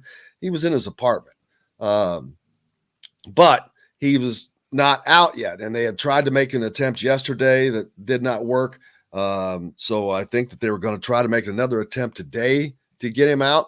And I hope that happens. But I haven't spoken with him today. I haven't heard from him. And so hopefully he's traveling. But he's hopefully going to be on the post-game show tonight, but I don't know how that's all going to work out. But that would be pretty freaking incredible for Mo Creek to be on the post-game show, not in freaking Ukraine. That's what would be great. That'd be awesome. That would be amazing. So, but again, guys, go check out Indiana Sports Beat. You can find it on YouTube, the Facebook page. It's just Indiana Sports Beat. Is it? That's the Facebook and YouTube, right? Or is it Indiana Sports Beat Radio? Actually, I think the YouTube is Indiana Sports Beat Radio. Okay. So but if you just Indiana Sports Beat should just bring it up. Okay. Guys, go check him out. I can tell you, I watch it and listen down in South Carolina now. So. Oh, awesome. Yeah. Or if you comment anytime, I love seeing where people are and hitting back. So I'll hit you back up. And make sure you give me a follow on Twitter at Jim Coyle ISB. That has everything listed there where you can find everything. You can just click on either the YouTube or the website, and you can just take you right to it. Go check Jim out tonight for the Indiana postgame live. I'm sure he's hoping for a Hoosiers win, but go check him out. Tell him ECB sent you. Jim, thank you for your time. Hopefully we can get you back on for tournament time. Absolutely, man. Anytime. Sorry I was late. I did just a little miscommunication, but we'll get her done next time. Sounds good. Thank you so much for joining us. Anytime, have a guys. Good one tonight, and good luck on the game tonight. You bet. Appreciate it. That was Jim Coyle from Indiana Sports Beat Radio. What a phenomenal guest that was. Yeah, no, that was awesome. Just kind of hear the insight, somebody that's around the team, traveling, getting a lot of information right away and stuff. And like I said, if he gets the chance to talk with Maurice Creek tonight and find out, that'll be pretty incredible also. So definitely great to hear from a Hoosier. Yeah, like I said, I'm a daily listener to the show whenever I can. Normally at my day job, I'll have the earbuds in listening, and I comment sometimes. I think he showed my stuff and shouted me out. So good to have another person linked to the ECB family. Phil, are you back with us? I know you kind of had some internet issues there. Yeah, I do believe I'm back. Okay, guys hear me? good. Yeah, you're good to go, my man. Awesome. We got a big week ahead. Let's go ahead and rapid fire some of these games coming up before we start to round this show out. It's the last week of the regular season. We've got some conference tournaments starting, which is crazy to even think about. We got March on the horizon this upcoming week. Let's start with Baylor at Texas. Predictions, preview, what you guys got?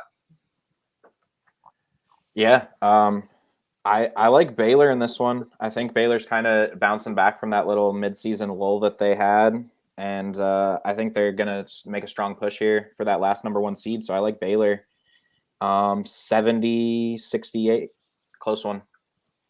Corey? I'll say I'm gonna go. I'm gonna follow in Phil's path. I'm gonna take Baylor. I think they're starting to put it together. I think they're recovering from that little midseason mishap as well. I think they're gonna close out the regular season strong and sit there and kind of try and set themselves up to stay on that top line. I think Baylor wins 76-68. I'm going to take the Texas two-step here because I'm going with the Longhorns. They're battling. They're in the tournament, but they're battling for respect and seeding. I've got them taking Baylor down at home. I've got them in an ugly game, 67-65, and I've also got them on Saturday taking Kansas down, just disrupting the whole Big 12 standings. I've got them in the Kansas game at home. I've got them 78-71. Texas two-step. Hook 'em horns, baby. Yeah, I don't know about all that. I don't know how confident I am in Texas in either of these games. So I'm going to pick against them again in that second one, actually, and say Kansas takes it, trying to keep step in the Big 12 race themselves. I do think it's going to be close. I think Texas is just going to not have quite enough to hang with either of these teams, and I say Kansas 78-72. I'm gonna make it short and sweet. I don't think Texas loses 2 at home, and I think Texas takes the game against Kansas. I'm gonna go a low scoring one of 68-61. It'll be or fun. lower scoring. It'll be fun too if Texas wins that because I'm scheduled to be with Tyler Cook, one of our guests from episode 100, longtime ECB co-host. It's his birthday week, and that weekend, him being a big-time Jayhawk, we're getting together and watching that game. So it'll be fun if Texas does beat them, just to see him go nuts. Let's stay in the Big East. Providence has already wrapped up the Big East regular season crown. They've got the rematch at Nova. Can they extract revenge, or does Nova make the double on them? I think Nova makes the double on them. I think that home court advantage comes into play. I think Nova's just a little more dynamic. The one thing that worries me about Nova is they don't really have quite the depth, but I think they take this one, another tight game. I don't think it's going to be as high scoring as the last one, though, so I'm going to say 73-65. Free throws at the end, kind of spread it out a little. I'm going to sit there, and I think Providence is going to kind of go in, kind of relax. They already locked up the regular season crown. I think they're going to go in kind of looking pretty, and I think Nova's going to sit there and come out, still trying to prove something. And I think they're going to take the double for the series win, or series sweep, I should say. I think they take it 73-64. I'm going with Nova on the double dip as this one as well. It's at home. They beat them in a close one in the first one. Villanova's way better at home. Actually, where is their home? They are 11-1 at home this year. Providence is pretty good on the road, though. They're 7-1 on the road. But I do like Villanova at home. Colin Gillespie, same story, different day. I think he has a monster game. Nova wins. I don't know if I want to say high scoring or an ugly one, so I'll just go in between. I'll say it's going to be a pretty game. 75-73 Nova. We'll have to do some research and see if there's any word if Fanta's on the call on that one. I've seen Providence is 14-0 this season in games that Fanta's on the call. So, oh, good stat. Good stat. Oh shit. Okay. Yeah, we'll have to look at it. It was 13-0, and then they extended it this week. So it may not be this season. It may just be overall since he's been calling Big East games. But still, either way. Let's stay with the Purdue Boilermakers. Got 2 massive ones. They got a chance to try to at least get a share of the Big Ten crown. They got 2 big ones this week. First one on the road at Wisconsin. That will determine the Big Ten. Does Purdue keep their nose in the race, or does Wisconsin wrap things up? I mentioned it earlier when we were talking about the Big Ten race. I think Wisconsin takes this one at home in the Kohl Center and sort of wraps up the Big Ten, gives themselves a little bit of breathing room. It's going to be a battle, though, 70-66. I've followed Phil's path more than I think I have all year, but I still have to agree with him. I think Wisconsin takes it, just like I said earlier. I think Wisconsin wins it. I think it's going to be a little bit higher. It's going to be 81-74. I'll just keep disagreeing with you because I got the Boilermakers. I got Purdue winning this. I think they know what's at stake this week. They know that they want the Big Ten regular season crown, or at least a share of it. They know they have to win this game, and I don't expect a letdown like they did against Michigan State. So I know the Kohl Center is a bitch to play at, but man, this is the time for Jaden Ivey to shine. I think Purdue's bigs will get Wisconsin in bad situations and foul trouble. I think Ivy, this is one of those games that define his NBA candidacy in the draft. They'll really solidify it as a top 10 pick. I see Ivy going for 35 in this game. 35. Because I know Johnny Davis went for 30-some against them and Mackey, so it's time for Ivy to get it back to him. I got Purdue winning this one pretty easily at the end. I say 81-72. Let's stay on the Boilermakers, Corey. It's senior day next Saturday. They get the Hoosiers. They're looking for revenge yet again. Will Purdue get it or not? I was going to say, I'll go ahead and take this one first, Phil, so that way I can't keep following you with the same pick. But I don't think Indiana has enough to go into Mackey and take the win. I think they're going to put up a good challenge to start off with, but I think Purdue runs away with it. I hate to say it, but I think it's going to be about a 16-point spread. I'm going to take Purdue winning 77-61. Well, I'll continue the trend of one of us following the other at least. Just like you said, I just don't think Indiana has quite enough to go into Mackey and get it done. And just depending on the circumstances, Purdue's going to have a hell of a lot to play for in this one, trying to keep pace in the Big Ten. I think Purdue gets it done fairly comfortably, not a blowout, but 80-70. I'm going to say being the contrary. No, I'm not either. Purdue's going to wallop. They're pissed off. I mean, they're pissed off that they lost that game in Bloomington, the Big Ten, all that. Purdue's going to I think this is going to be a showcase. I think they're so pissed off, and they want to prove a point that Indiana is still their state. No offense to our wonderful guest, Jim Coyle. I think he kind of understands as well. But I think Purdue is going to wallop Indiana. Unless Indiana can find some three-point shooting, because Purdue's defense, like I said, in the 100 range, I just don't see it, man. I see TJD getting in foul trouble again, and this time they don't have the Rob Finney to bail him out. Purdue, listen to this now. Purdue 90, Indiana 71. I think it's blowout city, baby. I'm just impressed that you're giving Indiana's offense the capability to score 71 or 70. I just don't think that. That's just because Purdue's defense is not that great this year. Yeah, and I just think the pace of the game, ultimately, Purdue is going to dictate it, and it's going to be an up-tempo game. So I think Indiana is going to score just by virtue of that.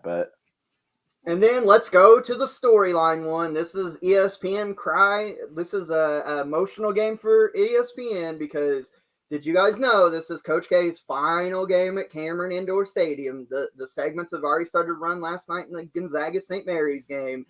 UNC at Duke, ticket prices out the ass. I mean, ridiculous. They're going to have former players. Carolina's playing better. Duke's on a 6-game streak. They're about to wrap up the ACC crown. There's no way Carolina wins this game, is there? I'm gonna say there is a way that Carolina wins this game. I'm gonna pick Carolina. Actually, I think it. Why? If Tyler Hansbrough and Ty Lawson, everybody come back? Yeah. Well, no, that would definitely do it. I think Hansbrough could probably come back right now and still drop fucking 25 and 10, especially with all the calls he got in the ACC. My God, but no, I honestly think it's one of those games that it's going to be super emotional. I don't want to say that Duke isn't going to be focused on getting a dub because I think obviously their players are going to want to send Coach K off out of Cameron Indoor with a win. but I just think it's going to be a classic Carolina Duke game, come down to the end. And I think Brady Manick is just going to come up big with his kind of signature moment as a heel and ruin Coach K's send-off. I like Carolina 90-87 and just an absolute fucking classic.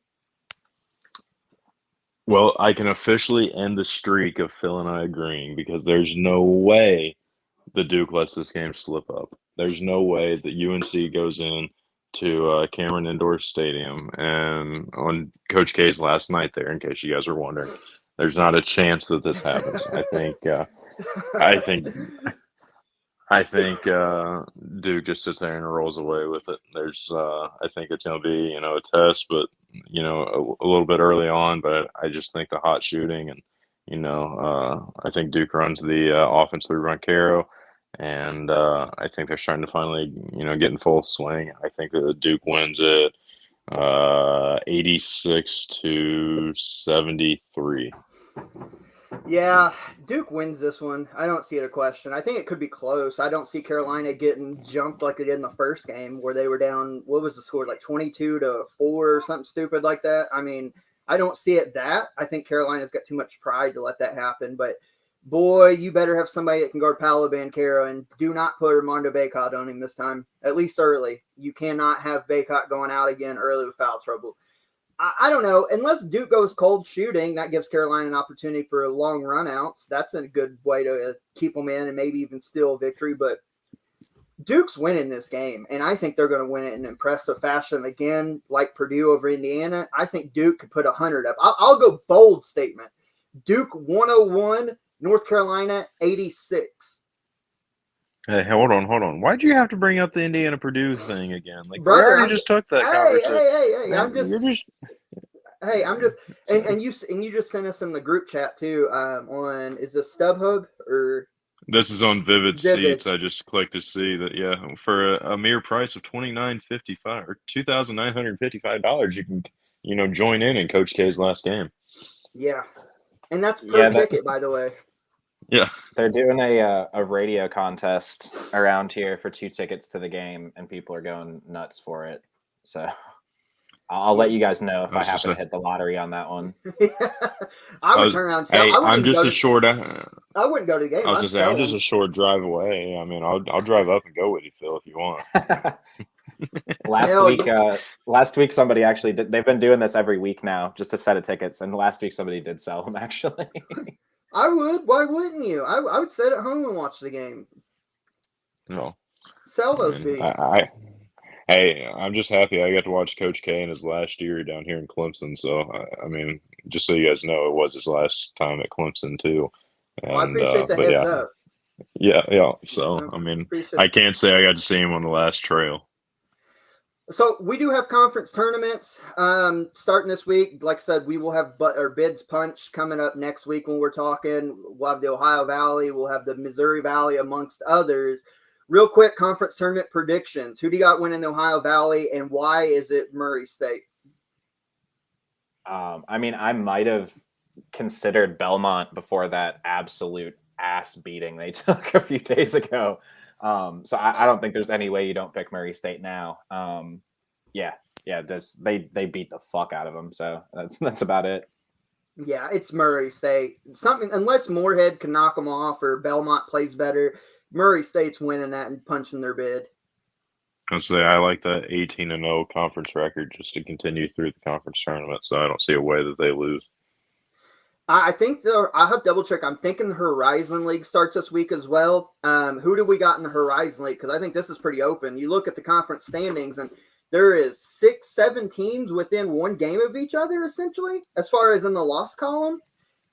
It's pretty wide open. The hottest team in the conference right now is IPFW. They've won 9 in a row, 20 wins on the year, the most wins in the conference. But the favorite is still Cleveland State. This is wide open. Who do you have winning and taking the Horizon League bid? Yeah, I still like Cleveland State. I mean, 14-3 at home, and just overall they've been good all year. Is this one of the conferences that they play on home courts? I'll have to double check. I'm not 100% on that. I believe it is. I don't think they have a site So I like Cleveland State as the 1 seed being able to host all the way through. So I'm gonna take them. I'm gonna go different. I think I'm gonna go actually even a dark horse probably from what you guys think. I'm gonna go with Wright State. Oh, okay. Okay. I'll go different from you guys then. I'll say Northern Kentucky. They've got tournament experience over the last 4 or 5 years. They're playing a little better. They've won 3 in a row. I don't know. I'll take Northern Kentucky. I'll say the Norse win. Yeah, we'll go that. The A-Sun is this week. The A-Sun, we just talked about them recently in our mid-major spotlight. Phil, who's your prediction to take the A-Sun automatic bid? Well, I mean, right after we talked about it, Jacksonville State ended up stealing the regular season title and the number 1 seed. But I still like Liberty. Darius McGee is he's so good. We talked about the shooting they have. 47 the last game out. I think it was yesterday. Jesus. And that's his second or third game over 40 this year. But yeah, I love their shooting. I think they're going to be tough to beat in a 1-game format like that. So I like Liberty. I'll take Liberty as well. I'm not going to change it up a bit. I think Liberty takes it. By the way, just a fun fact for the Horizon: they play the semifinals and championship up in Indianapolis at the fairgrounds at the Indianapolis Pepsi Coliseum. The Coliseum. That's right. That's okay, right. so the first couple rounds are on home courts, and then they have a site. Yep. Okay. So. Yep. What about the MVC? Weeks ago, we all thought Loyola Chicago was a lock. Then they lost to Drake. They've not been the best since then. Is somebody else going to steal that crown? I think this one is actually potentially a lot more wide open than a lot of people thought a few weeks ago. Northern Iowa's right there. Missouri State's actually been really good. I like Northern Iowa to kind of be a bid stealer here, and we'll find out if Loyola can get in at large. I don't know. I think it's close, right? I don't know. I'm with you. I think it's close. I'm going to say Loyola still finds a way to win. Although Drake's won 5 in a row, Northern Iowa's won 4 in a row. I'll say Loyola figures it out, tournament time, takes the bid. Let's say I'm going to go just to make things different again. I'm going to go with Drake. I think they're getting hot at the right time, and I think they're going to sit there and continue on and sit there and pull through the tournament.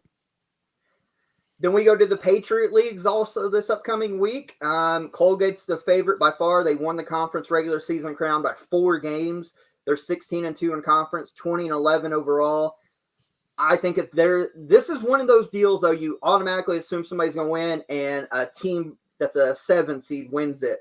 But I do think Colgate's good enough that they'll run through the conference championship and take the auto bid, pull the double this year. Yeah, I agree with you. They haven't really been a lot of close games in conference for them either, which is one of the things that has me leaning that way. They've pretty much been beaten up on everybody. So I think Colgate runs through it pretty easily. Well, okay, so the Patriots start this league, but actually won't finish till next week, so we'll just still count it. It won't finish till the 9th. They play like the 1st, 3rd, 6th, and 9th. It's really weird how they've got it broken down, but we'll still count it. And then there's another. Oh, and in the West Coast Conference. St. Mary's just won last night. This is probably a 4-bid league. You have some teams that are trying to make it a 5-bid league, like BYU's got a lot of work to do. They've got to run through this. This is the weirdest conference bracket because there's like double buys, but then there's like single. It's weird how it's broken down. But you'd be a fool not to pick Gonzaga, so I'll say Gonzaga wins. Yeah. But hold on real quick. If you're going to put gun to my head and say I can't pick Gonzaga, I'll say San Francisco.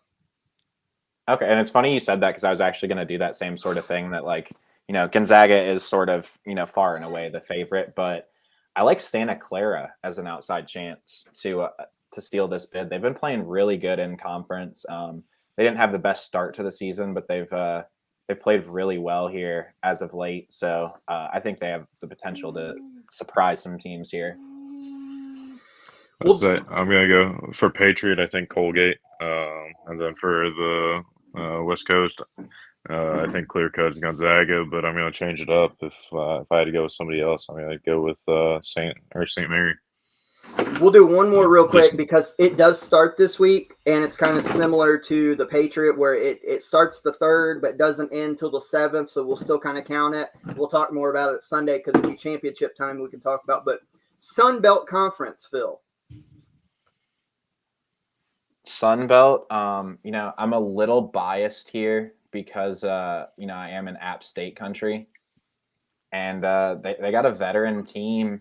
I like App State to sneak up on some teams here. I mean, they finished 2nd in the league, but I think a lot of people are thinking Texas State here, but I think App State gets it done.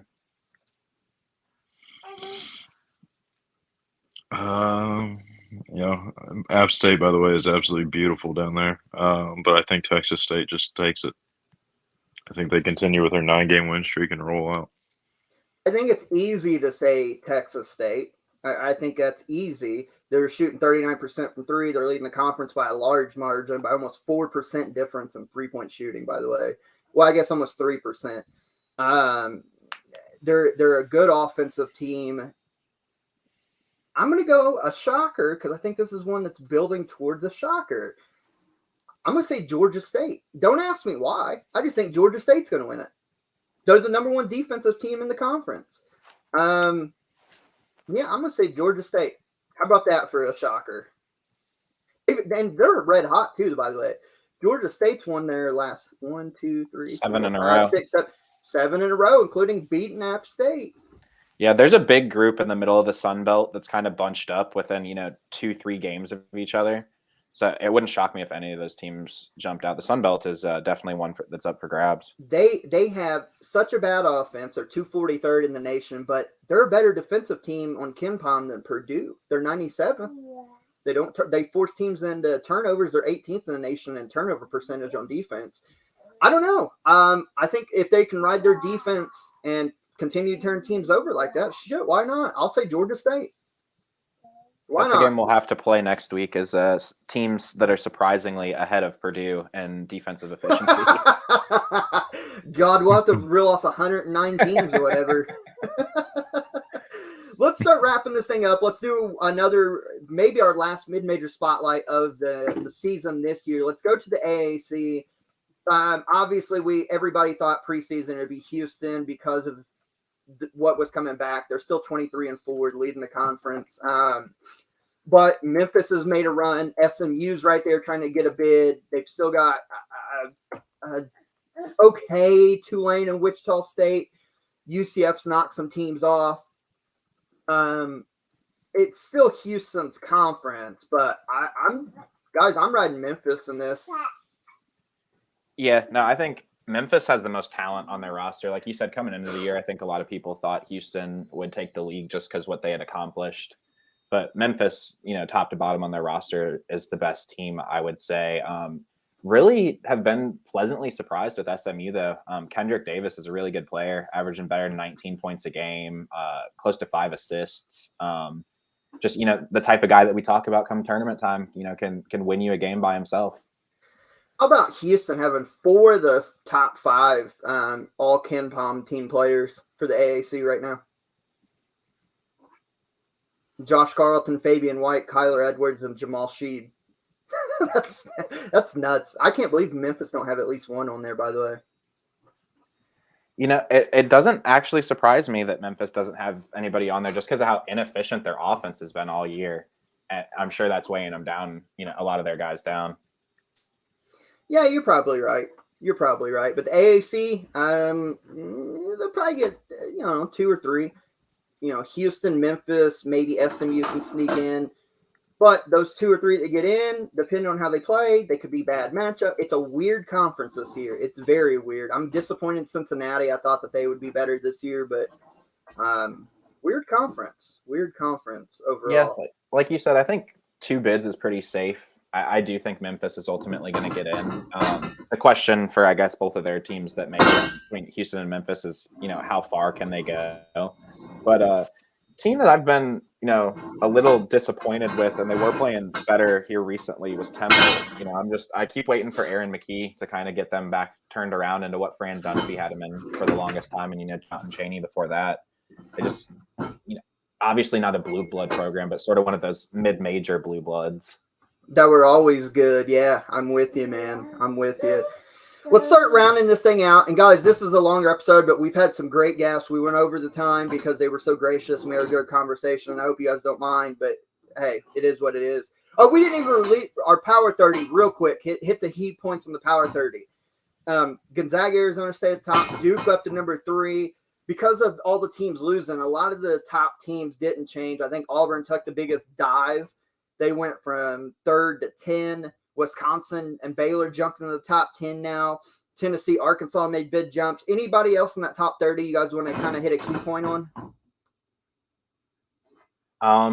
I just still want to give Murray State some love. We had them 15 last week. They didn't move at all. But, we talked about the just absolute walloping they put on Belmont, who was, the next best team in their conference. And they're legit. I don't even want to say that they're legit for a mid-major because they're just a legit team that could knock off a lot of teams come March. I've loved that Murray State team. I think that I've said it all year, and I stick with it. Depending on the matchup, I think they could make a legit Sweet 16 depending on the matchups. They've got 3 dudes who can ball. 3 of them. Well, and they have some experience on this team too because some of the guys that are seniors and maybe even juniors now, just depending on the way that eligibility extra year fell, but played with Ja Morant on that run that they made. So, they have that tournament experience too.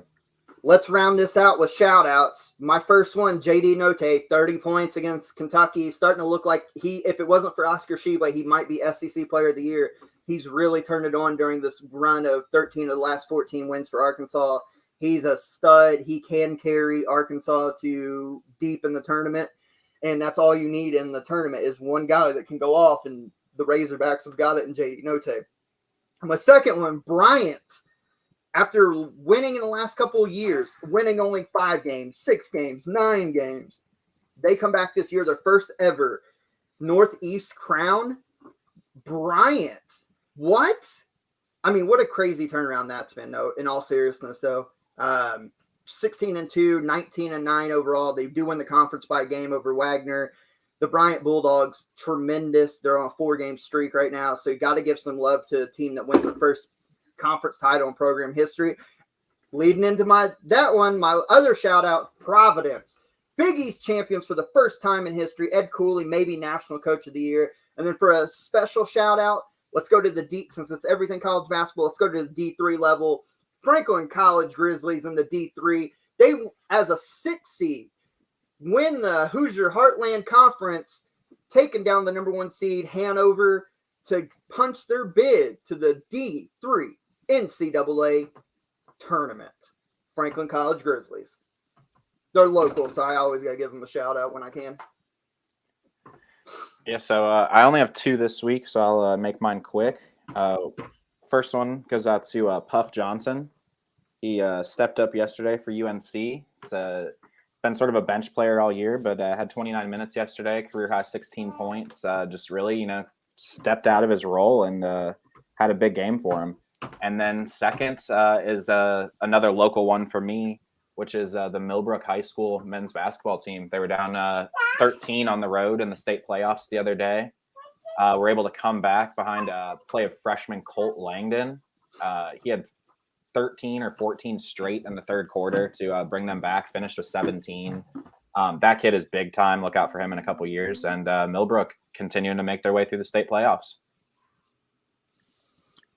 So I got 2. One would be Coach Brett Rector from Salem University, my alma mater. Led the Tigers to their first 20-win season since 2005, 2006. So just kind of cool to see them kind of, climbing and, playing better basketball and stuff like that there. And then staying in the D2 path is Southern Wesleyan, where I am here. They sat there and locked up the number 3 seed in the tournament, sat there and knocked off a top 10 team in the country. And UNC Pembroke actually swept them. here and stuff like that. So it was actually a pretty awesome game. But sitting in there watching them roll into the conference tournament this week at the number 3 seed, the highest they've ever been in school history.